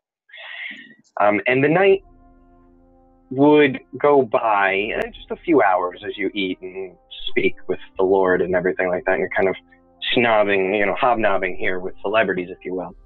I'd just like you all to narrate a little bit. Tell me if you've been drinking, what kind of mood you're in, and how, like, towards the end of this meal, how you're feeling. Let's start with Europa, and then go to Antaeus, and then Axios. So Europa will enjoy the respect and camaraderie that's being afforded her, but she will also be very cautious about drinking. So she will indulge, but she will be very, she's nursing her drinks and being on her guard, knowing that at any time the status quo could change again, and she could find herself in a much different position. So she remains alert and cautious, but she enjoys it too. It's nice to feel respected and appreciated. Although she's a little concerned about just how far that respect is going to go in this group. And I think you would see throughout the night the merriment of the generals and of Commander Axios perhaps, but I would be drinking just enough to not be rude, but with the intention of being clear-headed, and I would be maybe one of the only people in the feast that doesn't seem to be having a good time. I'm very sort of brooding, not overtly cranky, right? But I would probably only speak when spoken to. No smile on my face, just eating food, nursing, and you could tell just definitely thinking and brooding. And I presume that General, is it Bronte or Brute? Yeah, it's actually, I was saying it wrong before. It's Bronte, Bronte. Is he there during this feast? No, he had left before. Okay. And he is like, actually, you don't know this. So Axios, you happen to know that like these generals are sort of like semi-landowners themselves, and they have sort of a bit of autonomy here. And he has to deal with all of his own troops' issues. All these generals do. So it's not totally uncommon for them to be off dealing with food and horses and things like that. Yeah, and I think I would continue. I would just keep looking at the tent door as if I'm looking beyond, thinking about something going on in the camp. Yeah, so I think that would be sort of my demeanor. And over to Axios. Axios would be getting a good buzz on. He'd be enjoying his food, enjoying the merriment, and he would be like mentally preparing himself. He's excited about what's to come because he is a commander. There's nothing more exciting than the idea of conquering a new territory and establishing a new kingdom. This is like the pinnacle of what he could expect in his career, and he will gladly do this for his lord. Excellent. And so as the night wanes on, it's gotten darker outside. The fire out front of the Lord's tent is kind of raging to keep the light glowing in that general area. It's good. I mean, what you would know as soldiers is that's good for them to keep an eye on things. They need the light. So there's fires burning. There's one in the front and there's one in the back, and they're both kind of raging. There's the two guards out front, and everyone's just kind of starting to kind of die down. The generals have been in their cups a bit. The Lord, not as much, but sort of like you, Axios. He's drank, he's become merry, but he's not drunk. And it is broken up by the smell of smoke. Goddamn, that general. And why don't all three of you roll a notice check for me? That damn general. Okay, 5 for Europa. Oh, 10 for Antaeus. Antaeus, you were not kidding when you said you were staring off towards the camp and just thinking about trouble. So what's the difference between this notice and then the wild die? Yeah. Well, the wild die okay, yes. All right. Let's pause for a moment before anything gets too hot and heavy, and I will give you guys a little bit more Savage Worlds kind of information. So there are two types of characters. There are wild cards and mooks. All players are wild cards. Some NPCs are wild cards. Any wild card always gets a D6 to accompany any roll. So even when you're unskilled with something and you're rolling a D4 -2, you will also be getting a D6 -2. And when you are very skilled at something, let's say a D12 in it, you will also have a D6 to accompany it. You will always take the higher of the two rolls. Now, there's actually, oh shoot. So there is, okay, I just realized I put myself in a corner because there is one rule that I'm not sure about. If you're rolling a D12 and you roll a 10 and you explode on the D6, I think you actually roll it the rest of the way out to find out if it's higher than the 10 or not. But at the end of the day, the basic gist is you're supposed to take the higher of the two.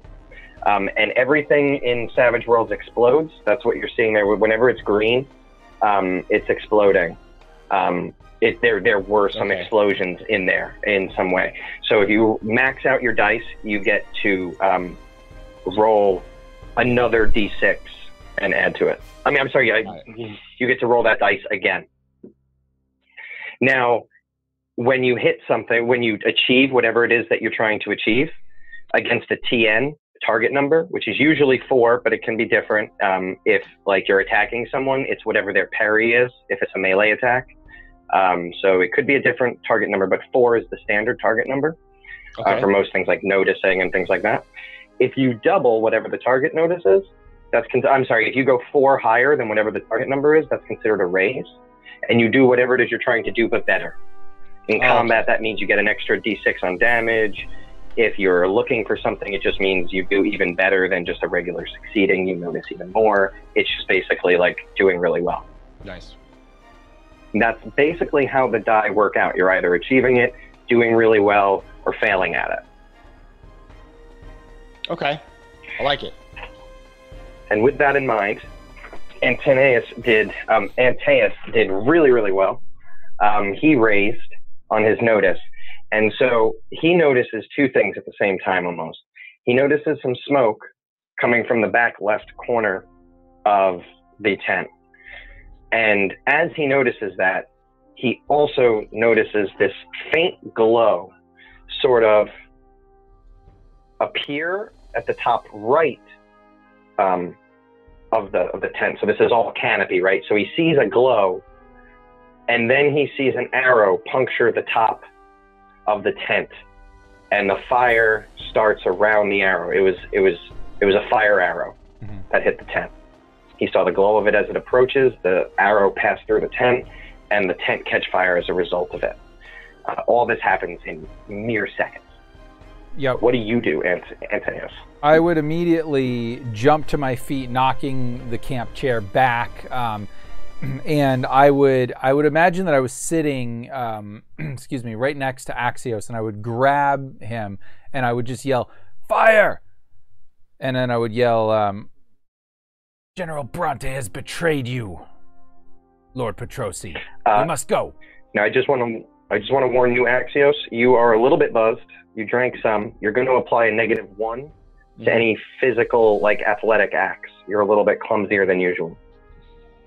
I'm going to go right into, I'm going to believe Antaeus and just say, "My lord, I shall rally the troops and we shall destroy this betrayer."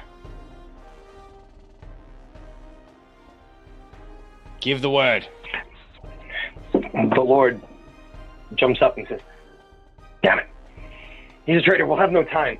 And you can hear behind you, you hear clang, clang, clang. You start to actually, you hear this. You hear the sounds of battle starting from the backside of the tent behind the Lord. Oh, he says, "Damn, it's attacking at night from within our own camp." The 2 generals, like I said, in their cups a bit, they stand up now and they go, "Whatever you do, protect the Kyrios. Protect him." And they point to the Lord, of course. And like I said, the volume is getting louder. You hear combat outside. Why don't we do initiative now, I think, actually. Let's just start that right now. So each of you guys go ahead. Do you want us to just click on the card? Not like do the right click and draw or whatever? Yeah, and you know what? Let's keep this order. I have on the bottom of my screen, it says Antaeus, and then me, and then Europa, and then Axios. Let's just go Antaeus, Europa, Axios. Okay. Okay, Queen. Yep.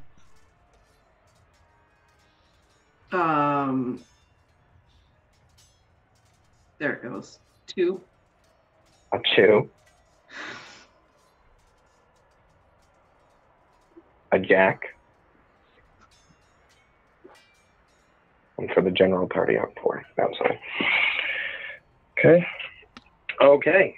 So, Antaeus, you act first. So yeah, I'm still holding on to Commander Axios, and I was like, Commander, we must exit the tent. We must survey the situation and get ourselves to safety. No, I don't say get ourselves to safety. I say get you to safety. You're talking to Kyrios Pactrosi or Axios? Nope, to Axios. Specifically Axios, yeah. Axios, you're up next, so you can go ahead and respond to that. Yeah, so he's going to... I'm trying to think. So the difference is I have like edges. Are edges like... Is that like in play all the time? Or do I have to use like an action to activate those things? No, well, yeah, so they are... Well, it sort of depends. Most of them are just... It kind of depends. Yeah. Some of them are things that just bolster things. Some of them are actually just narrative things, and some of them are actually, things that are attached to move. If it's like if it is an action itself, like if it involves an attack or anything like that, then it would be your action. Okay, so mine has like I have this radius which is 10. I'm assuming 10 yards, 10 inches. Oh, what's the name of the edge? Command presence. Command presence. Oh, yeah. And so I would like, it seems like that expands my range, and then I have all these other boosts like Inspire and Leader of Men and Fervor that add like damage to everybody around me. Mm-hmm. So I'm gonna tell my compatriots here to stand nearby, men. Europa and Teus, arm yourselves. We must be ready to fight our way out of here. And I'm trying to get them to stay within like the 10 yards of me, just to let them know that, Yeah, and this is interesting. Okay, so Leader of Men for you guys, just so you know, is you're going to be rolling a D10 as the wild die instead of your D6. So in order to do that, the only way I know how would be to use the dice on the left-hand side and to select the D10, and we'll just have to replace the results of the wild die with that. That is a very cool move. Okay, so there's your answer. Axios is going to be defending his Kyrios. Yep, and which is what I expected. Yep. And so then I would, as he sort of responds to that, then I would kind of look to him, and I would look back to the Kyrios, and I would say, would it be like, would you say Kyrios Pactrosi, or would you just say Kyrios? Yeah, how would you refer to somebody? I've been using Lord. Kyrios is ancient Greek for Lord. Okay. So I was just using Lord for our vernacular, but Kyrios is a replacement for that. Sure. I would be like, well, actually, no, I would look to Axios then in this case, and I would say, very well, Commander. Let us get the Kyrios out of here. Yes. Next up, I know how to fix the wild dice. If you go to demographics, it says wild die on the right hand, and you can just. Where are demographics? On basic info. And then if you go to basic info, demographics is the first category. Oh, you can. In the right column, there's wild die, and you can just delete the 6 and add a 10. Yep. Wow. Oh, so you can do that personally on your sheet. Perfect. Oh, gotcha. Okay, gotcha. Yeah, we'll want to make sure, obviously, to set it back once that is no longer in effect. But yeah, that's awesome. Yeah, it's as long as you're within 30 yards of me. Wow. Yeah, you're going to be. I mean, I don't see that changing really, to be quite honest. You're probably going to be within 30 yards. I don't know this combat's going to go much farther than 30 yards. That's insanely awesome. My guy's a buff character for everybody. That's just how he is. Yeah. So. I mean, you guys, to be fair, just and so the viewers understand too, it's just sort of like a semi-mythological version of events. These guys are playing right now Europa, and these guys are playing these characters who will probably be talked about for hundreds of years, because there's events that are going to be taking place that are going to change things in this area. So they hope anyway. And so, yeah, these are really great characters, and I just want to let everyone know that they are not beginner level Savage World characters. They had 40 extra experience points. These are fantastic warriors that are taking place, that are taking part in a really earth-shattering event here. So very cool characters. 30 yards. Yeah, everybody is buff. Nice. But you still got to take -1. whenever you try to make melee attacks, Axios. Yep. So next up are the mods, the mooks here. And so Lord Pactrosi is standing up. The two generals are to the side. One of them's still sitting, one of them's wobbling. And you hear as kind of swords slice through the back of the tent in slashes, and kind of then extra cuts kind of tie the slashes together, and the back wall kind of falls apart. And you see at least 3 men there in the glow of the firelight, and they point to Lord Pactrosi, who is he's the one right in front of them because his back was to the back wall. And they say, "Get him!" And that's so. Then I'm sorry. The one to the left is going to step forward, and Hilarious, your commander of the Phalanx, he is going to attack that first mook, and that is going to be, and he is quite drunk, as I mentioned. If I didn't mention that. Oh, he gets a hit. Okay.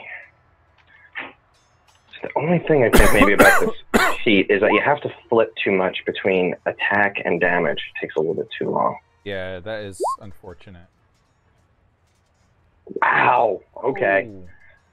He's lucky. He critted a lot. Okay, so he Hilarious kind of stumbles over to this guy and just pulls his sword out of his sheath and just swipes and just takes this guy's head clear off. Just wipes him out. And then that's going to then bring up Craxus, who is stumbling even worse. That's why I'm using the generic, because I'm not going to apply modifiers. Oh, yeah. And he literally, wow. He tries to kind of copy what Hilarious did, and he goes to pull his sword out, and it gets stuck, and he literally pulls himself off balance into the ground, and his sword is still stuck in his holster, and he is just laying on the ground. It's pathetic. Both the second and the third, two of those attacking soldiers attack at him on the ground now.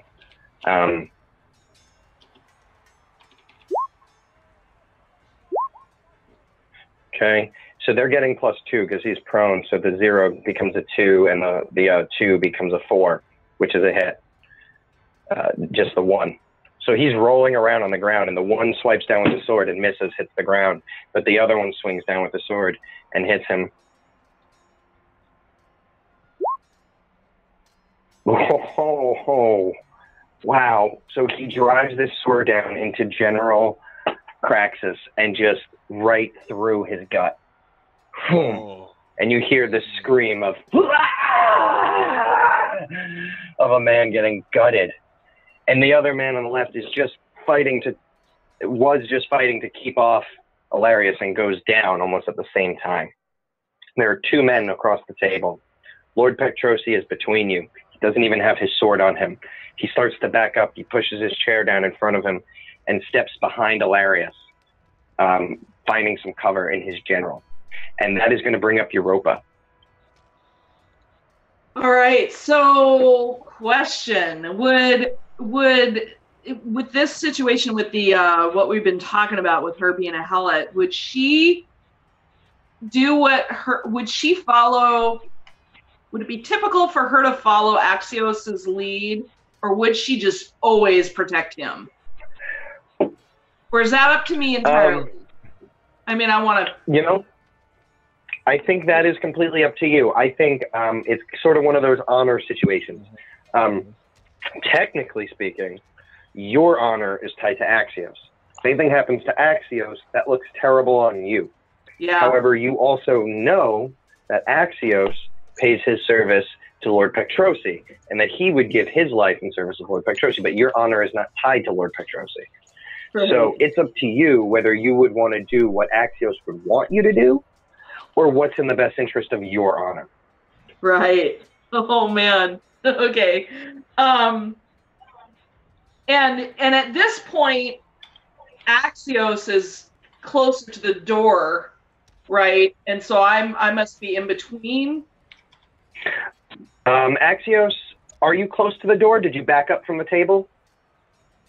I'm kind of like by the table. I'm not a leader. Like I wasn't like leading the charge. I was gathering my forces around me, kind of in the table. Okay. If that makes sense. Okay. He's kind of stood up. He's just right at the table, so I imagine he's kind of just to your left. You were on your knees to the right of him. He's just to your left next to the table. And then the Lord would be just opposite side of the table, but he has moved himself to the left behind behind Alarius, his other general. So he's in front of you, but to the left.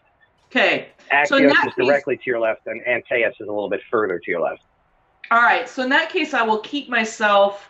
I'm going to step in front of, to the front of Axios, not directly in front of him, but Now, do you knock over the table, or do you go over the table, or do you go around the table? There's a table directly in front of you and Axios. Do you want to kick it down, break it, jump on it, jump over it, go around it? What do you want to do to that? Oh boy. I am going to, I'm going to jump on it, and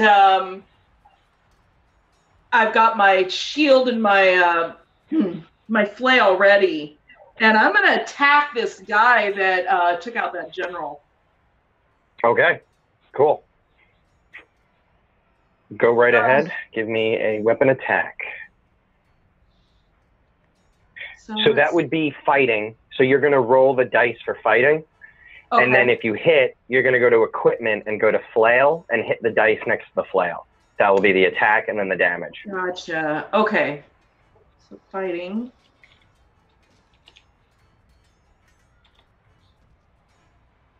Oh, it shows you as being a little bit encumbered, but that's fine. You still landed the hit. Wait. You got a 9.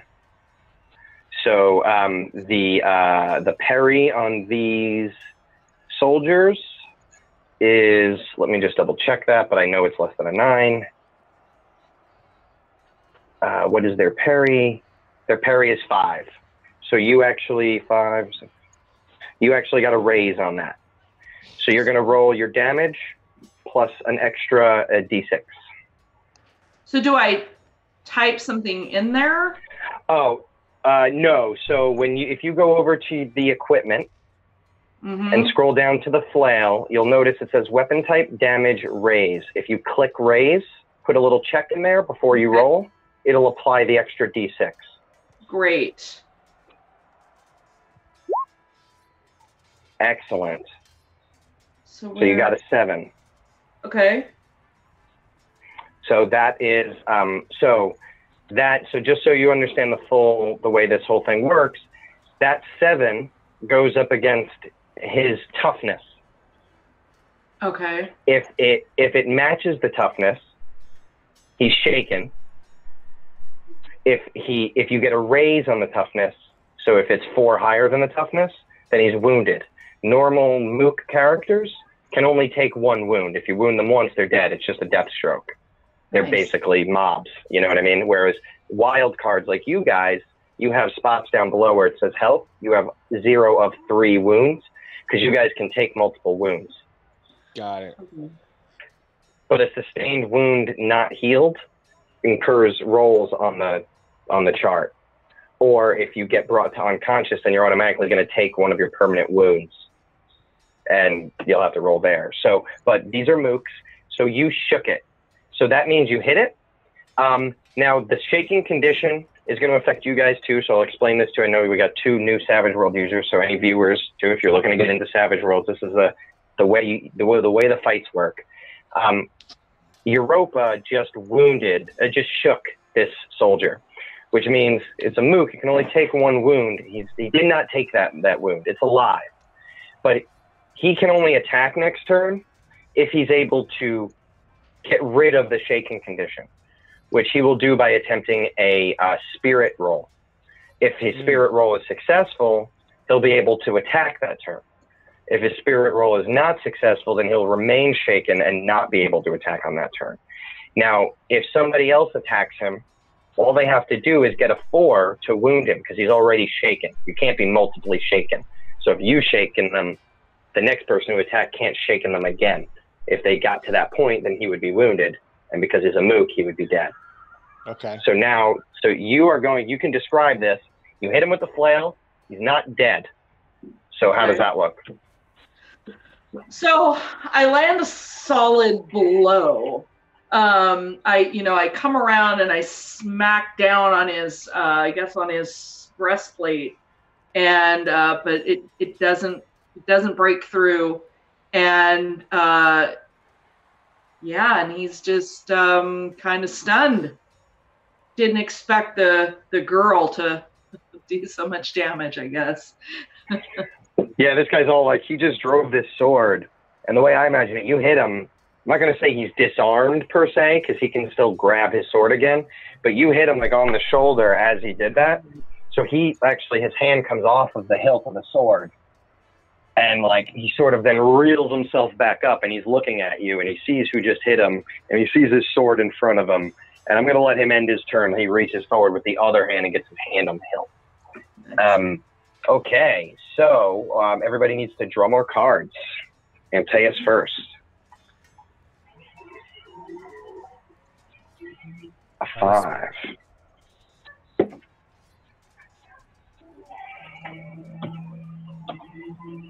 And then we're going to get Europa to draw. That's an ace. Now, is that good or bad? It's good in this game. Cool. It can be either, but here it's good. Good.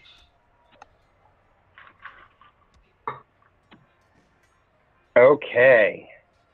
So, Europa, you're up again. Awesome. I wind up and take another swing at him. Nice. Give me the attack. So let's see. I go back. Kill him. Yeah, I need to there needs to be a quick window for this attack and damage thing. Oh, so you miss. Both of them are 3s. You needed a 4. Okay. You're a little encumbered. You have too much things. You're carrying too many things. So maybe think about that in the next session. But so that -1, so you got a 3. So this next flail comes down, get his hand on the sword, and I think you were aiming for that hand. You were going to break that arm. But he pulls the sword out of the other general and gets it clear of your flail as your flail actually thuds into the corpse of General Craxus. And with that, him and the other attacker are going to both attack you. Ooh. Uh-oh. Come on, Europa. They're not getting any advantage here because they're both straight in front of you. They're just a little to the left and a little to the right. So there's no flanking or anything going on, but you're just getting 2 attacks thrown at you right now. I have improved block edge, so how does that play in? Let me see. Improved block. Oh, I don't see that. Where? Wait. Oh, okay. That's right, because improved is under block. Okay. So that's parry 2. Oh, excellent. So we need to add 2 to your parry. So what is your parry? That must be in skills. No, that should be under your basic info. No, basic info. It's 8. Basic info and 8. And did you add that too, or is it 8 raw? Boy, I don't know. We did this so long ago. Okay. Are you looking at base or current when you look at parry? Oh, both say 8. Both say 8. Okay, so what is your agility? My agility is a D10. A D10. So you'd have a 7 for parry normally. So you seem to have added the block, but probably not the improved block. So I think because your parry is 2 plus half your agility. So your agility is a D10, so it's 5 plus 2 is 7. So you actually have a 9. And so both of them miss.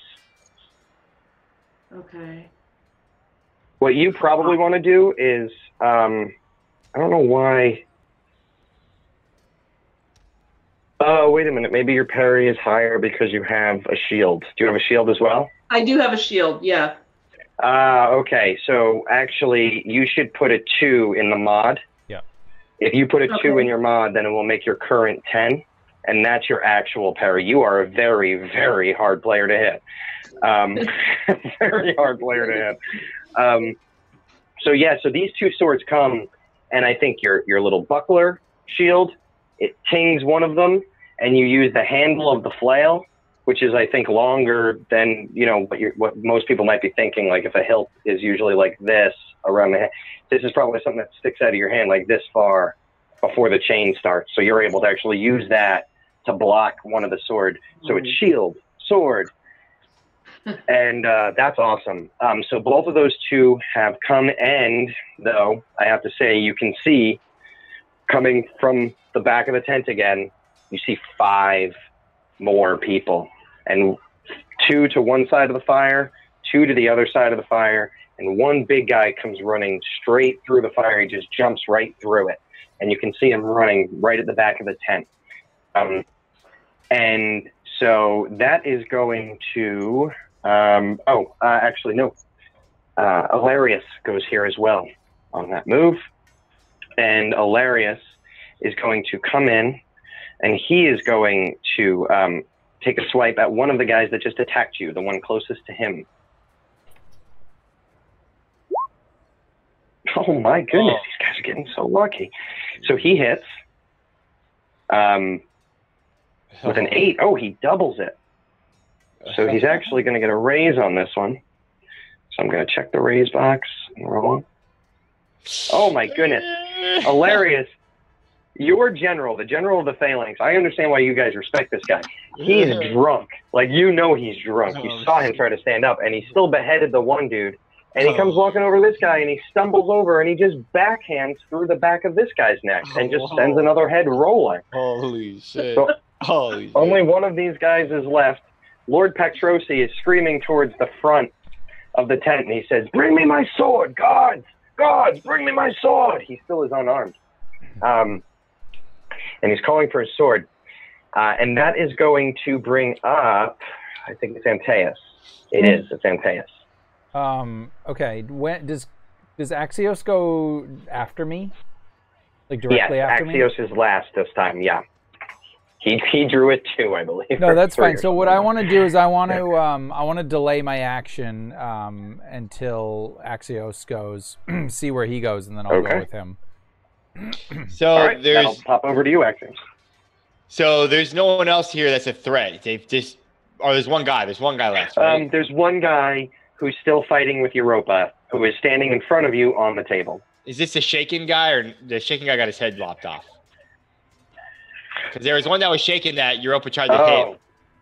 Yeah. No, actually, in my head, she shook the one on the right, and the one on the left was closer to Hilarious. So technically, this is the shaken one. Okay, got it. So I'm going to run up and try to hit this guy. So I go to skills, and I'm going to do fighting, right? Oh, wait, I'm sorry. I shouldn't have even had him attack. That's my fault. I'm sorry. Let me check to see if he's even out of shake. He is not, so he is still shaken. Okay, so I roll fighting to see if I hit first, right? Yep. Okay. Oh, you miss. Man, I suck. You rolled a 2 and a 1. The buzz kind of got me. I like, this or whatever. Okay. So Europa, you're going to see Axios kind of come up on the right of you, on the right side of the table, and swing and miss at the guy that you had shook. All right, and then seeing Axios go in for that guy, I will also go in. I'm assuming I have all my gear, my spear, and my shield and everything. Do you have a sword? I did, yep. I think you'd actually probably not have like your 12-foot spear in here because it would just be a little unwieldy. Sure. You probably left that back at the main campsite, so you probably have your sword, but you definitely have your shield. I don't think any Donian warriors go anywhere without that. Okay, all right, no problem. Then in that case, I will yeah, I will kind of have my shield, and I'll start banging on the shield with my sword, and I'll leap into battle, trying to engage this guy. So let me first roll fighting, and I will attack first with my sword. Okay. I can do a shield bash if I. So let me see. I think I just roll. Yep. So that's a hit with the D10 wild dice. It's a 5. Right. You needed a 5. Their parry is 5. Yep. Oh, perfect. Okay, and then let me do this. Kill him. Yeah. Yes, that's a raise. Oh, So that's yeah. and he was already shooken. So yeah. So this, you could describe this to us. How's this look? Okay, so I think then what I do, just for narrative purposes, I'm going to flavor it up a little bit, but I think what I do is I leap in and kind of like lead with my shield, so it kind of pushes him a little bit, and then come around and just swing right in the side of the neck with my short sword. And I would imagine that, like, as he, I pull it out and just with my shield and just shove him off the back of the table. Nice. And then I would look over to nice. to Axios, and I would be like, "Commander, are you okay?" Yes. Let us go and take out this traitor. We must reclaim his troops for our own. And then as we're doing that, I would look to Europa, and if I catch her eye, I would just kind of hold up my sword as if to say, well done. She gives you an approving glance back, like. Yeah, Axios would definitely nod towards Europa as he's proud of her. And as you guys are in the heat of it, you can hear Pactrosi behind you. He's sort of come behind you. You still hear him calling for his sword. Guards, my sword, my sword. And let's draw initiative again. Antaeus. Just out of curiosity, I mean, I don't know if I can do this in initiative order or not, but I would like flip my sword around, holding the blade, and hand the short sword to him. If I can. Was that you that just drew that? I rolled a king. I drew a king. Oh, you drew a king. Yeah. Oh, sorry. I don't know. That one was Europa. Sorry, the 9 is mine. Yeah. I don't know Gotcha. if I need to be in initiative order to do that or not. If I do, that's fine. But. So, well, here's the thing. If you were right next to him, I'd say you could do it out of initiative order, but you're not. Okay. He's like on the opposite side of the table as you, so you'd actually have to walk over there to give it to him. Okay. And he's kind of actually cleared the middle of the room, so he's on the opposite side of the partition, but not by much, which means he's just a few feet away from you. Okay. 3, and then I need to grab mine, and that's a 7. Okay. So, well, Antaeus, you are up first with the king. Then I will seeing that the king is without a weapon, or the lord, I will disengage from Axios, and I will move over to him and hand him my sword and say, "My lord." That's excellent. That's awesome, actually. Okay, that's perfect. So you're in the process of handing him your sword. He takes it, and yeah, you still can act now because that was your movement. I'm going to allow that to be your movement. It was already in your hand. So, okay, Savage rules real quick. Drawing weapons is not free. Well, doing one draw action. Sorry, wait, I got to get my head in the right place. But like in the beginning of combat, drawing your action is free. But beyond that, to do it again, it's your action. So if you want to start swapping weapons and stuff like that, it's an action to put the one away and take the other one. So for you, it's going to be one action to hand him this sword, and if you have something else on you, you can draw it. I just have my shield. Your whole action. Yeah, no, and I don't. I just have my shield, so that's fine. So since you don't have anything else, I'll let you do anything else you might want to do. You still have some movement left if you want to move anywhere else. Otherwise, you can end your turn right here next to the Lord. Yeah, I would end my turn standing, shield up, ready to defend him. Excellent. Okay, and so that's going to bring up Europa with the 9. All right. So that was the last enemy in the tent, though, right? Yes. Now, okay, so the other group has not quite reached you yet. That's why they didn't go last turn, but they are not far from you now. They're about 10 yards away inbound. Okay. And we can see them through the hole in the tent now, or? They basically, you can imagine most of that wall is not really there. There's just a big hole in the back wall, so you see them straight coming at you. So I grab one of my javelins and holler to Antaeus, and I toss him a javelin, and then advance toward them and get my flail back out. I imagine. I don't imagine you even. You used your action to throw the javelin, but you never put your flail away, so that it's still in your hand. Yeah, you grabbed the javelin with the extra hand and you threw it to him. Yeah, sweet. Totally athletic enough for sure. Yeah, but that is your whole action though. Throwing that to him and getting, being ready with your flail takes that whole action. Chris, do you mind putting the stats for the javelin in the Oh yeah, chat? sure. It's not in the main book, and I don't have the other book open. Oh, that's right. It's in the other one. Yep. Shoot. All right, give me 1 second, and I'll get that. Oh wait, actually, do you have that, Chris? Yeah. Okay, I'll let you do it then, because I would have had to have opened up the document. Thanks. Yeah. Just so I can add it to my sheet temporarily. Yeah. Yeah, don't forget that +1 to damage rolls.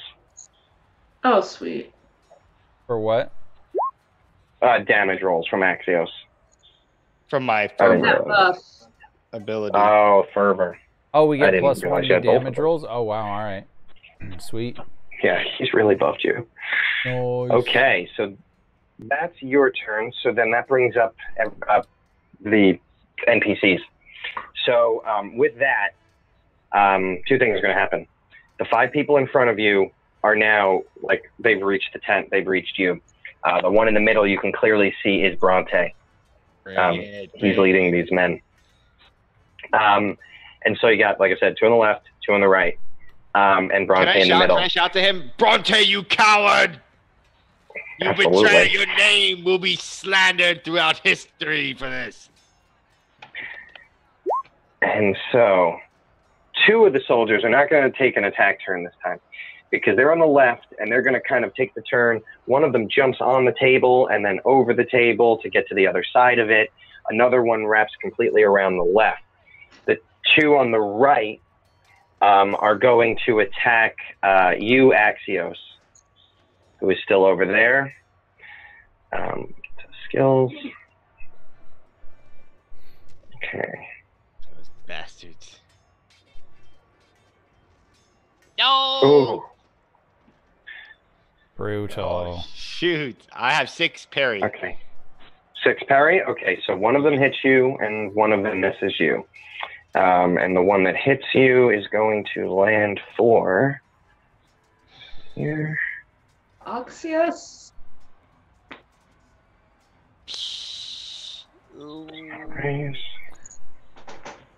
I have Just 5 2. toughness. Yeah, so that does nothing. Does not even shake you. So this guy comes in and it kind of comes with a slash, but you kind of turn yourself a little bit and it just kind of slides across the leather, cutting a nice little notch in your leather, but it doesn't actually cut through the skin. Oh, and nice. Bronte goes next. And Bronte is going to take a swing at you, Europa, the one who's almost impossible to hit. Europa. Yo, this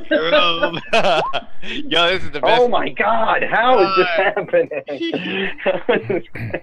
He doesn't even come close. Of course he's not going to hit because you have a 10, for Christ's sake. Wait, what are his edges? I'll have to look at that in a second. Okay. Attack against enemy leaders. Okay. Well, hold on a second. You have fervor, right? I'm sorry. This guy has that too. It's +1 on attack against enemy leaders. It's not against everybody. So you guys will have +1 on attacks against Bronte. Okay. Nice. Not the other soldiers.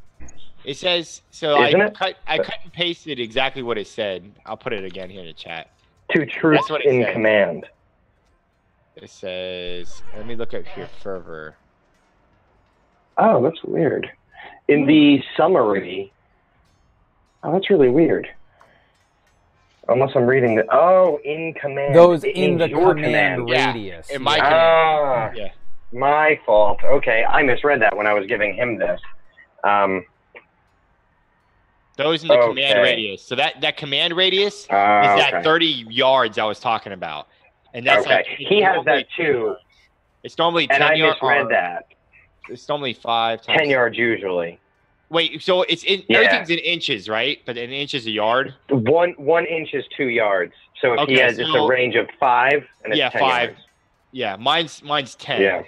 for the buff I have. Yeah. So actually, so he's doing the same thing, but I read it wrong and thought it was only against leaders. So technically, that guy swung at you for 3, but it was still a miss, so it doesn't matter. Okay. Gotcha. Okay. So yes. Okay. My fault. All right. No worries. Right. So, but that doesn't affect him. It's only everybody else. Yeah. So his exactly. is still a 5. Yeah. So he doesn't get you, Europa. Wow. So yeah, I think he swings at you. What do? Do you like is it acrobatic or like how do you get you? This guy's a big dude. This is a strong blow, and he just doesn't get you. He's swinging with a sword, or he's swinging with a. It's a short sword, a bronze short sword. Or I jump over his sword. He like swings a little too low because he's so tall, and I just do that neat little pirate move. You know, I just like jump up and kind of laugh at him. That's awesome. However, and it is whose turn is it next? Okay, so it's not your turn, but it doesn't matter. So you jump up and you come back down, but the table breaks. Roll for me a raw agility check. Okey-doke. Oh, so that's going to be here. All right there. Yeah, basic info. Oh, it didn't do anything, did it? Now, Oh, there it goes. There it is. Wild die 8. Very nice. Okay, so the table breaks, but your legs just kind of like span out like you off a deep stance, and you kind of hit the ground, and you just absorb it, and you're fine. You're still ready to go. No penalties there. Okay, and then that brings up Axios, I believe. All right. Here's what I want to do for my turn. Tell me if I can do this. Can I try to like? Oh, he wants to turn to the guards that are in the room, with the general, Bronte, and he wants to say, "Men, I know you are doing what is honorable, listening to your general, but you might not know that he is betraying our Lord. I beseech you, join me, and I shall forgive this sin and treat you as honorable men in my army." And I want to use that to like persuade them to like join me. And yeah, I want to use a beanie. well, Benny. Order. you, Benny. Do we have a I think you want to wait until So a Benny is to to re-roll. re-roll. Yeah. Okay, gotcha. Yeah, Okay. it's in case you don't get it right the first time. You want to try it again. Okay. So Yeah, I want go to ahead. try to Roll a persuade the. persuasion. Okay. Oh, Yeah. Yeah, baby. Wow. Yeah. Thanks. So there's 2 on this side. So they kind of. So here's the thing. You did a great job. You do definitely. So what I'm going to say is the 2 of them are shaken by your persuasion. They are fully committed to this. There's really no way back in the moment, to be quite honest. Can I But they are doubting. Yeah, can I use this to let me see if you'll play with this for a moment. I want to say, I let's say like Axios sees that in them, and he says, "Men, I understand your fortitude must commit you to this action, but this general of yours, if he is truly as great as he says he is, then surely he can best my helot. I ask, this battle be determined by my helot versus that combat. cowardly general, and you shall see he's Holy not worthy of your service." Ooh, that's Wow. confident. Okay. Okay. I will do that for these 4 guards. Yes. I mean, for these 4 enemies. They Yes, will. like I'm standing down, and I'm like literally saying like the results of this battle, like between the Europa and that general, will show who the true, and like she's standing in as my like Proxy. champion. Yeah, my proxy. Yeah. Okay. Well, those four are going to kind of like hesitantly, like kind of hold back their weapons and take a step back, kind of giving the ring. Now, I did actually forget to do this before. Antaeus, over by Lord Pactrosi, he's still calling for his sword from his guards as he's moving towards the front door. Yeah. And as he pulls back the curtain, the two guards kind of, at the same time, kind of fall down, dead. Okay.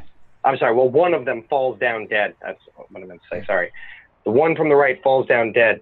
You hear "King" as the other guard to the left, just so you guys know, it happens to be the one that gave the Helot a hard time, takes a sword strike with his shield, and he's kind of blocking the door, and he pushes the Kyrios back into the tent. Just get back, Kyrios, get back. And he, jabbing with his spear, and he kind of enters this side of the tent. So the two sides of the tent are kind of separated. Antaeus, you're here with the Kyrios and now one guard, and there are three enemies coming in through his front door. That's where that situation ends up, but they're about to, they'll get into the battle in the next one. Okay. So this situation has gotten weird. I did not see any of that coming. All right. So that round is over. Kyrios was last to go, I believe. Just double check that. Yeah, I think I drew like a 3 or 2 or something low. Yeah. So Kyrios was last to go. Everybody draw their cards again. Start with Antaeus. You. Ace. Oh, nice. Ooh.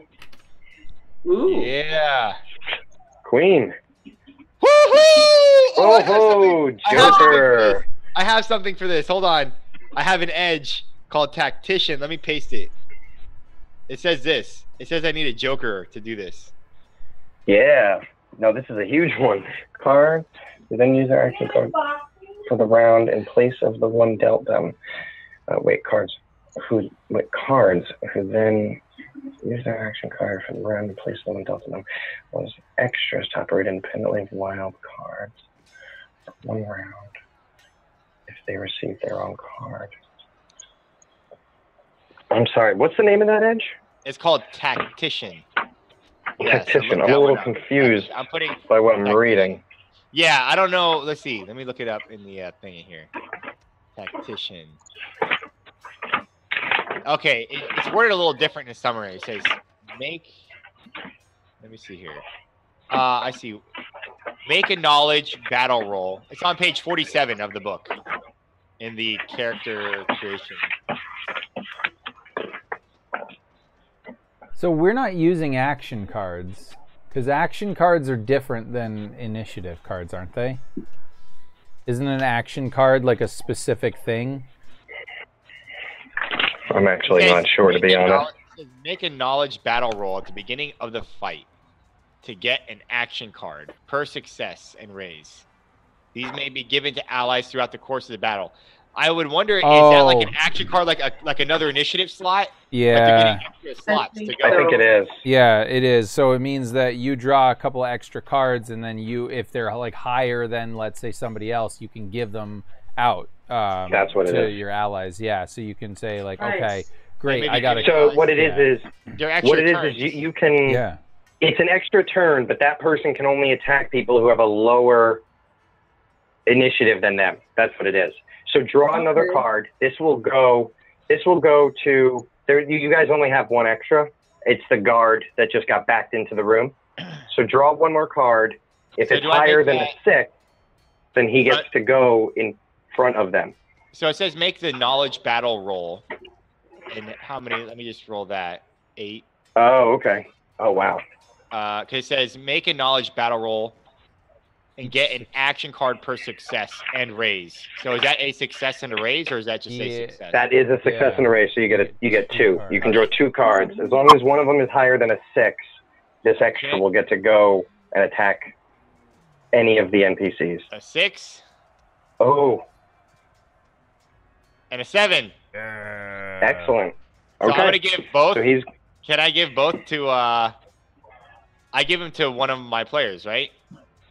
No, you can only give them to an NPC, and you only have the one NPC, the guy that was just back into the room. It's for extras. This allows extras to operate independently of wildcard characters. Oh, okay. Because I thought it said these may be given to any allies throughout the course of the battle. Yeah, it says whether extras are wild. Make a knowledge battle. Action cards. Any allies through the course of battle. Yeah, yeah, I guess it can. I'm going to give both to Europa. Okay. That makes sense. Get the hell out of that general. Because I got to take down. Sense. Yeah. Yeah, so I'm going to give them both to you. So it's the 7 and the 6. Okay. Okay. Okay. Damn. Okay. I got it. All right. Well, so you also have the Joker, by the way, which means you can go in front of anybody. You can go whenever you want. Axios. So just letting you know. You don't have to use it now, but just at any point, you just have to say, hey, I'm going to go. And I'll stop, and you get to take your turn. Okay. But by other order, Antaeus, you go first. Okay, and so right now, the situation I'm in is I'm standing sort of guarding the Kyrios, and 3 foes have come in. Yes, you do have the one guy in front of you with his shield and his spear. Yep. But yeah, that's it. Otherwise, it's you, the Kyrios, him, and against 3 people coming in the front door. Okay. So I'm going to, I think then what I'm going to do is I'm going to attack with the javelin that I just got. I'm going to use it, though, as a melee. Can I use it as a melee weapon? I would assume, right? You just stab with it? Yeah. Mm-hmm. Yeah. Yeah. Did we get the stats for it? No, but I just assume, I mean, I do a D8 for damage for strength, and then I just assume it's a D4. Yeah, I typed it in there for you. Oh, you did? Oh, you did? Yeah, it said D4 plus 1D6. Yep. That's the ranged. So, yeah, the difference will be instead of... Yeah, so the D6, so it's going to be your strength plus 1D6. Okay. Plus 1D6. So a strength roll plus a D6. Okay. Yeah. That's what it says, yeah. Okay. That's for the extra damage, yeah. All right. So does Excellent. 8 hit one of those? That's a raise. It is a raise. Okay, fantastic. Yep. So then... Oh, wait, no, I'm sorry. It's not. I'm sorry. Their parries are 5. So it's not 4 higher than that. You needed a 9 to be a raise, so it's just a regular hit. Okay, no problem. And then my javelin, I'm going to attack, and I get the +1 damage, right? Oh, you said it's a D6. Okay, so let me set that right. Whoa. What the hell? Holy God. How many times did that explode? Holy crap. Okay. Yeah, that dude's dead. Like, there's a dead dude. You should describe that, because he's dead. All right. He's dead. So I think then, again, very similar maybe to what I've done before is, I'll hold my shield up, and I think in this case, actually, I just advance, slowly, javelin up, right? Kind of push past the other guard, and then just like, right in the face with the javelin. And this guy drops. Now, because I have, there's 2 other guys like right there as well, right? There are. Okay, so I want to make another attack, but I have ambidextrous and 2-fisted, and I believe that means that I can make both attacks with no penalty. Yes, it means you can make an offhand attack as a second action with no penalty. Yep. All right, and I'll do so with my shield. Got a shield bash. Right, and you have a shield bash move, right? Yep. There you go. All right, so. Okay, another hit. Another hit. All right, fantastic. And then my shield. Got my +1 damage in there. Okay, and all right. Okay, and that is I believe their toughness is a 4, if I'm not mistaken. So that should be a raise, which means it should be another death. Let me just double check. Yeah. I've been dealing with 20s. Yep, toughness is 4. Yep, All right. that's another one drop. So pull the javelin with out of the the shield. front and just smash that guy right in the face too. And I imagine like his nose will break. Yeah, I don't know if you guys watched Spartacus on, I think it was on Stars back in the day when it was on, but yeah, that's a perfect scene from there. The rim of this shield just boom right into this guy's face, and it just crushes it in. He tries to get his shield up, but it's too slow. Like yours goes right over the top of his shield. Nice. And yeah, awesome. Okay, so there's only one guy left in front of you and Lord Pactrosi, and that's going to bring up. Right, so that brings us over to the one-on-one. Europa, you definitely get to go first in that fight. You actually get to go first in that fight twice. So you got your queen and your 7. So you get to make 2 attacks. All right. And you can narrate this too. This is a pretty cool moment. This guy's squaring off with you. It's not his turn yet, but I think he sees the other guy spread out and he kind of smirks and it's just like, hell, it won't end this. And he gets his shield out and he has his sword up and he's kind of circling with you a little bit. What do you do? Yeah, so I can kind of see this like circling thing going on, and I'm looking for that opening. And as soon as I see it, I like dodge in, protecting myself with the shield, and go at him with my flail. Oh, and I miss. You could use a Benny if yeah, you that want. is. You can use a Benny. So you have a Benny. You just basically get to take the attack again, and you have to just know that you now don't have a Benny. You start with one Benny. You get another when the DM gives you one. Oh man. Oh wait, hold on. I got this too. I have this. We share our bennies. I can share my bennies. Oh, okay. I can share my So bennies. you still have one Benny. Yeah, so I can give her another one. That you could share. Sweet. Ooh, damn. Sweet. And this time I hit The him. 8 So hits. You do. His parry is 5. Wait, 7. His parry is 7. So you land your blow. Now roll your Nice. damage. Get him. And then we're 7, Yeah. right? Yes, Where's- you do get a +1. You're within Right. 30 feet of Axios. +1 go. He's shaking. He's shaking. Yeah. So you So yeah, tell us what that Nice. looks like. You can make that 2 strikes. You could just say the second one was so fast that that's what the Benny was. So how does that look? I think I feint with the first one, and then I come around and spin around and smack him in the kidneys with the flail, and then I'm gonna come back around and go at him one more time. Nice. Oh yeah. And I was wrong. You actually start with 3 Bennies. That's my mistake. I was thinking of a different system. Oh, awesome! All right, so this You're is gonna roll again? Okay. That's a 6. It's close, but it doesn't quite hit him. Can I give her a Benny to do that roll again? You can. Yeah, I'm giving you a Benny. sweet. Come on. Oh! Can I give her another Benny? Yeah. Is there like a limit? I have 3. I have now the 2. Can I keep giving her them or no? Well, she's got them too, but Oh yeah, she's got them too.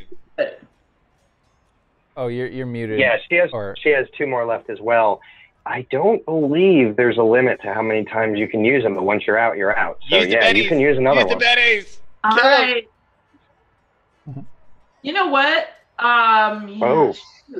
It says you can keep spending bennies and re-rolling as long as you like, and take the best of your attempts. Okay. Is there like nothing I can do to? So I have that. I have the ambidextrous too, but that.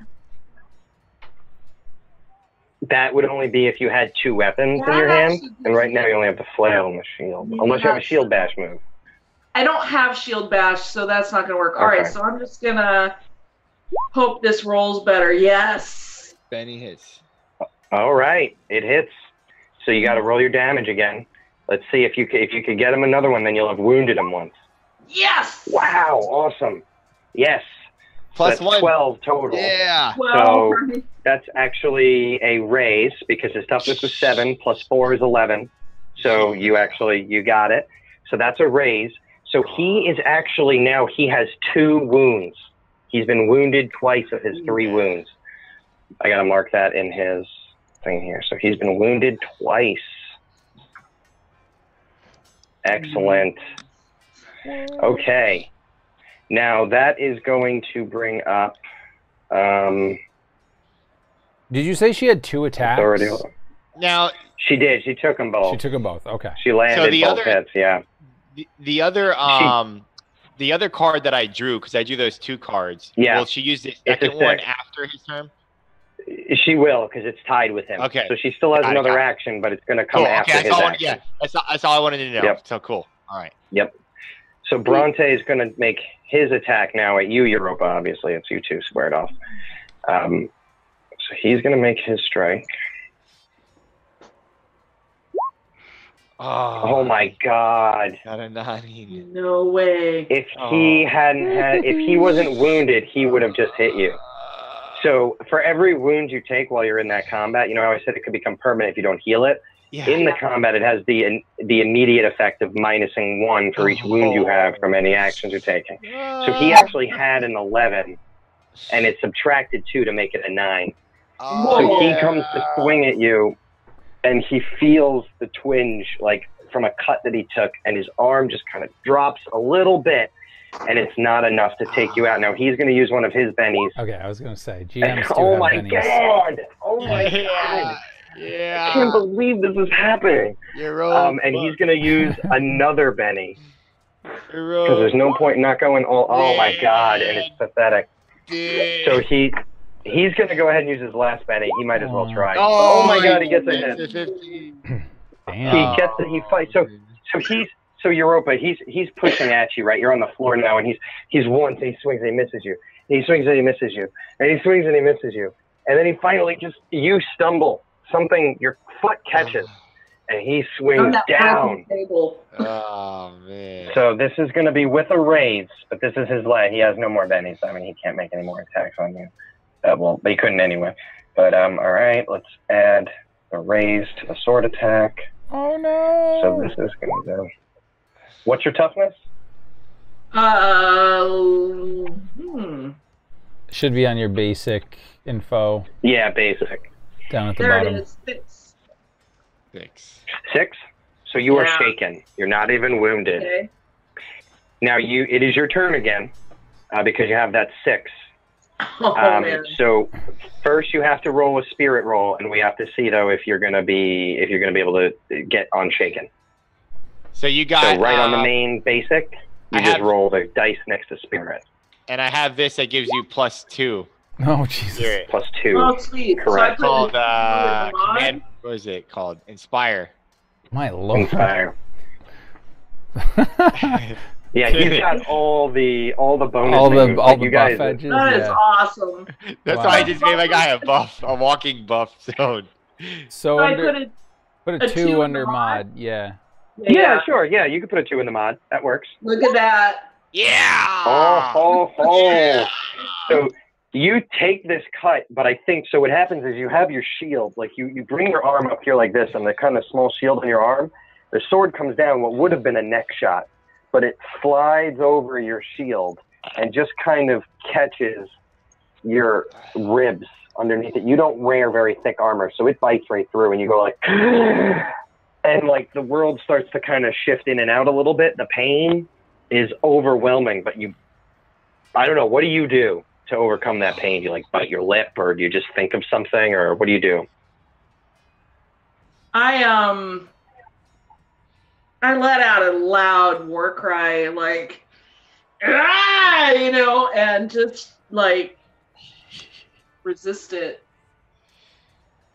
So I go in for another hit.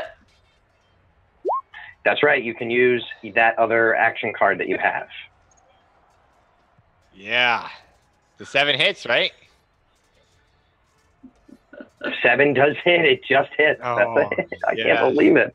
Oh my God. Yes. Oh, And the man. death. Oh no, that's the spirit. There it goes. Yes! Well, Oh, oh my God, this is unbelievable. Yes. So yeah, this is, Yes, tell us how this is looks. veteran level right here. You're gonna hit me? Tell us how this looks. I tried to make a pretty tough one. I think it was Hold pretty on. tough. If you didn't Hold on, have I to do wanna it for add- action I wanna cards. add- Yeah, if you're looking at Axios right now, Europa, he's doing this. he's,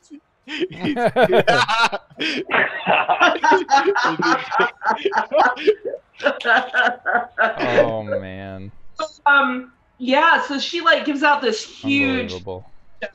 war cry and shakes off this this pain. He does another like spin maneuver and just, man, she brings that flail up and knocks him right under the chin and just breaks his neck, I think. oh yeah. Nice. Nice. Blood gushes out and Man. yeah. And at almost the same exact time, Antaeus, you're fighting those guys over there. You just kind of jabbed. Oh, I don't have his sword set up. What a doofus. All right, I'll just roll this one. It's the same strength anyway. Okay. Sorry. I was about to finish that nicely. Okay. Kyrios Pactrosi comes up next to you, Antaeus, and he's got that third one. He's got his eye on it. He's holding your sword. And right as that guy's about to attack you, he puts his sword right through his neck and then just twists his wrist out to the outside so it comes out the front of his neck. And the blood just sprays all over your shield, which was up in that general direction because obviously you're keeping your shield in front of you. And that is the last of them. And wow, that's awesome. So yeah, you get him in the neck too. Just back over there, we see that scene. He's a big man, like I said, and he drops down to his knees. You kind of feel the shake a little bit, and he falls all the way over and hits the collapsed part of the table. And Kyrios Pactrosi turns and says, "Generals, generals!" And he realizes he sees Craxus dead. Alarius had kind of leaned himself up against the shelf when he saw this kind of being handled by you guys, and he's kind of steadying himself. There's blood everywhere. What do you guys do? Out of initiative, you guys can totally narrate this now. This is the end of the session, by the way. This is where we'll be wrapping it up. Yeah. I want to tell those other soldiers, like, join us. You've seen that your betrayal general is not worthy of your service. Join my ranks, and you shall fight again with honor for Pactrosi. Yeah, and I think from the actions before and watching Bronte drop, they were going to, like, they lost this. They dropped to their knee and says, it's a jumble of apologies and random, he made us do it sort of things. You know what I mean? You can't even make out every word. But yeah, they all are on their knees agreeing to serve again. Good. Okay. Yeah, well, I let them. To be honest, most of them probably didn't even know why Bronte was being a traitor. Like, they didn't know what Lord Pactrosi was about to tell everybody about invading and not raiding. So none of them really know any of this necessarily. They're just following general. Axios has a code of honor as one of his actually hindrances, which means he lives by like that honor code. And so he would imagine that these soldiers were just following orders and didn't know. So he thinks that in and of itself was honorable. So he forgives them and opens open arms. And I think to that though, Kyrios Pactrosi kind of comes up behind you in this and kind of puts his arms over your shoulders and says, "This commander is far more generous than I would have been, traitors. I suppose, though, you follow a general, and it was my fault for letting him lead you." And then he says, and I say, "Commander, it seems as though I'll need another general, if you'll take the job." I bow. "Sir, my sword is yours, as it always has been." And actually at that, I'm sorry, I don't want to keep interrupting you guys. I want you guys to play this out, but my sword is yours. He looks down and at the sword in his own hand, and he says, "And I believe that this sword is yours, soldier." And he sort of holds the hilt, flips it around in his hand and holds the hilt out towards you, Antaeus. And I'll take it and I'll say, "Thank you, my lord. You've done You've done well. You are a worthy commander. Thank you. Thank you, soldier. And I believe I am in need of a new phalanx commander as well. I am honored. If that wouldn't be a bother to you, General. And he sort of looks back over to Of course. Axios. He would make a great commander. Yeah. He holds out his arm. And I would clasp it. But I think that you would notice that this is there's no mirth, there's no excitement, there's apprehension, because I've sworn to protect Axios and my friends, right? And so now he will be the cavalry commander and I will be the infantry commander, and I know that we're going to split, or not commander, but we're gonna work that out. Okay. But he's not actually going to be the cavalry commander. Okay, fantastic. He's Lord Pactrosi is just in a narrative perspective later on in the offshooting kind of conversations. He wants the most experienced commander leading the cavalry around the mountain, because it has to be timed well. So Alarius is going to take that position, and your Axios here is going to become your phalanx general, and you'll be his commander. All right. Well, then in that case, I will, grasp his forearm and nod and say, "The honor is mine, Kyrios." And last, he'll turn to you, Europa, and say, "Helot, I believe I owe my campaign to you at this point. Please tell me your name." It is Europa, my lord. No, not that name. You told me that earlier. What is your true name? What is my true name again? Oh, shit, sorry. Eshe Budgetif. And he tries it. I'm sorry. Can you type that in so I can give that a shot? Eshe. Eshe. So he says, I did hear you that time a little bit better. He says, Eshe. Yes, sir. Yes, you have earned honor here today. And if you choose it, you shall be known by Eshe, and no longer Europa the Helot. Thank you, my lord. He's essentially granting you freedom here. You honor me greatly. And she gets a little bit of, shiny eyes, and she bows to him.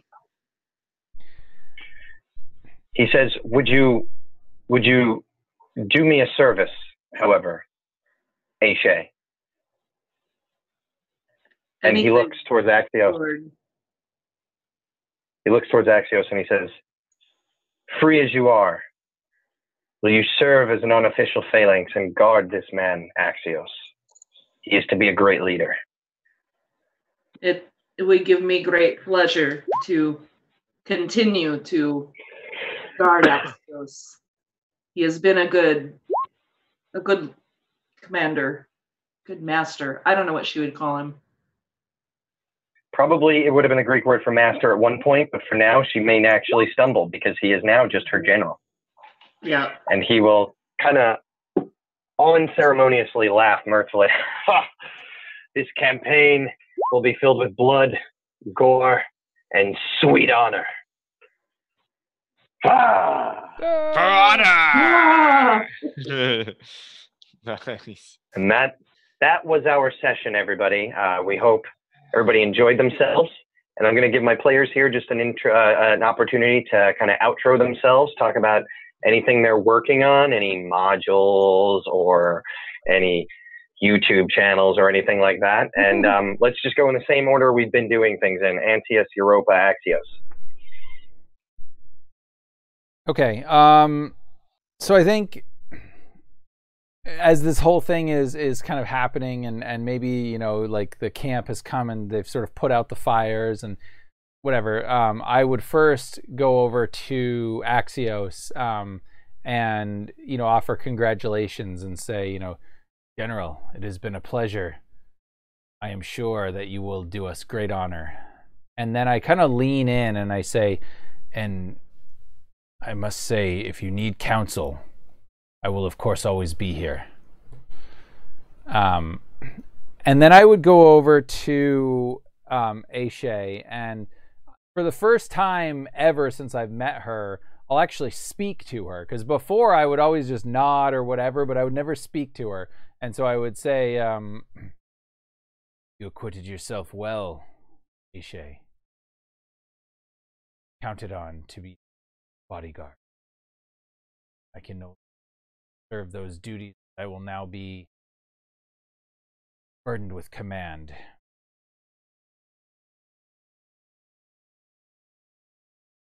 Thank you, Commander. I will guard him well, as always.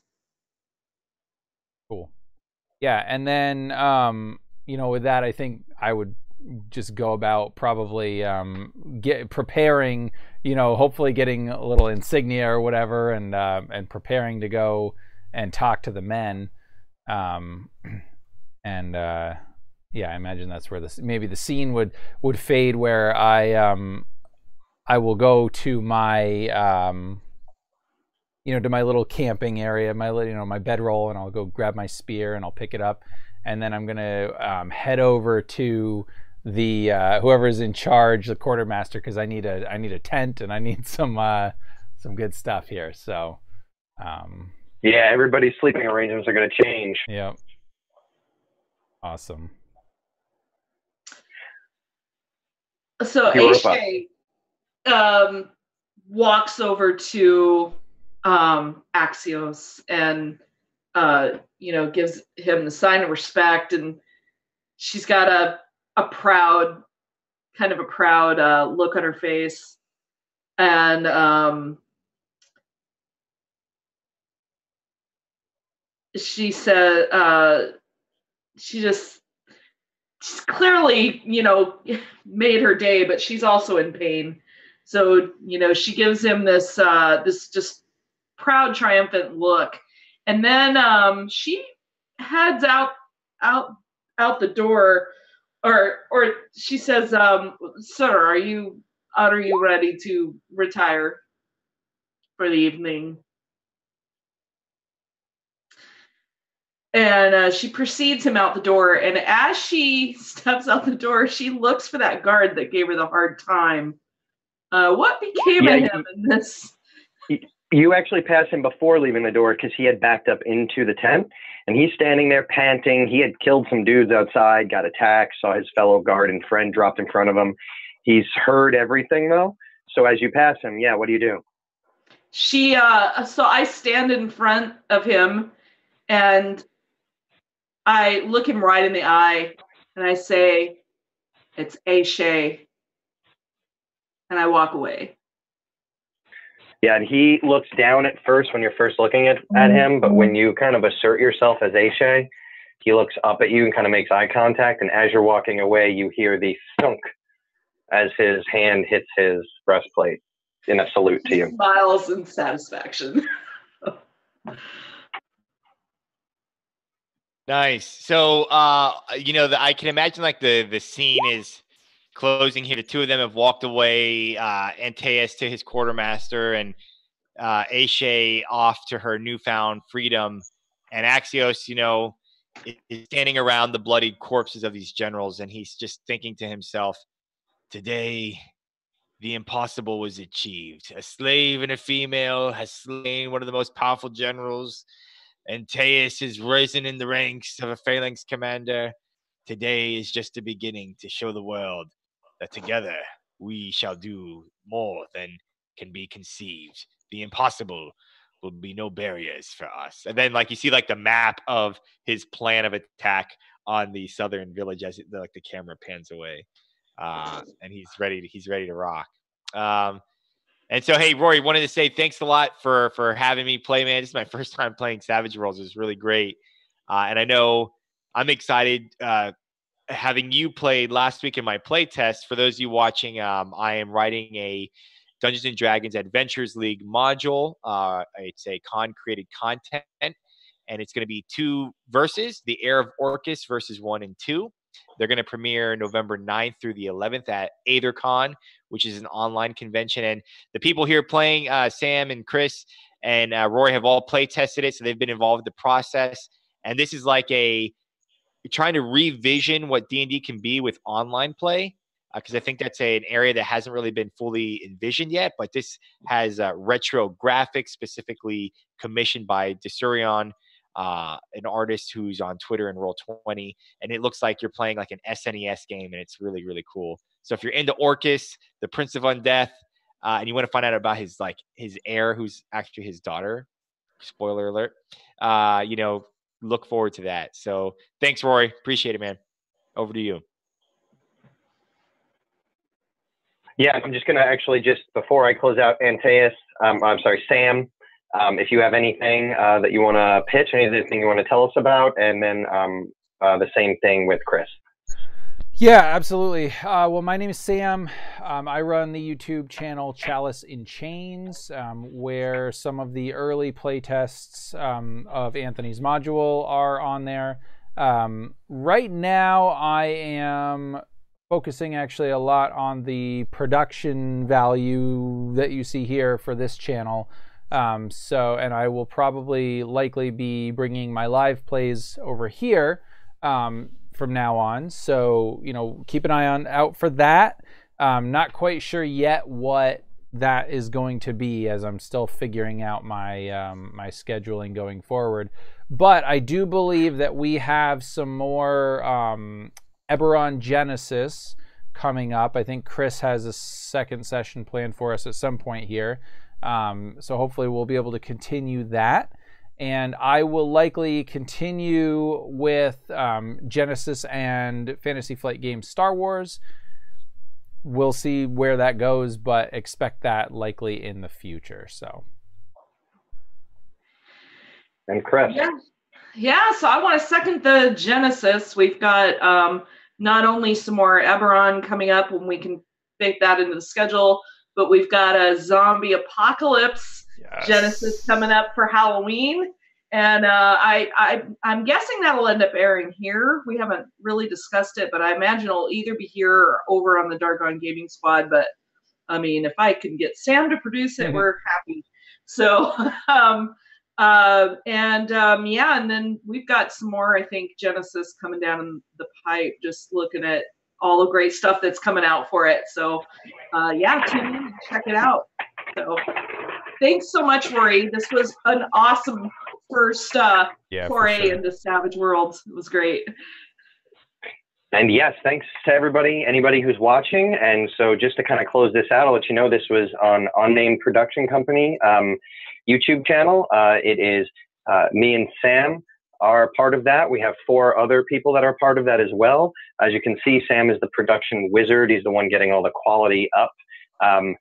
I have been doing a lot of work on this particular setting recently. I'm a historical fiction, pseudo-historical fan. This is what a lot of my games I would like to look like. This is just one corner of my world. It resembles early Mediterranean cultures, but there's Celtic cultures and desert cultures. And you might notice as we play, there are a combination of cultures that have similar things in common. Maybe they're from similar environments.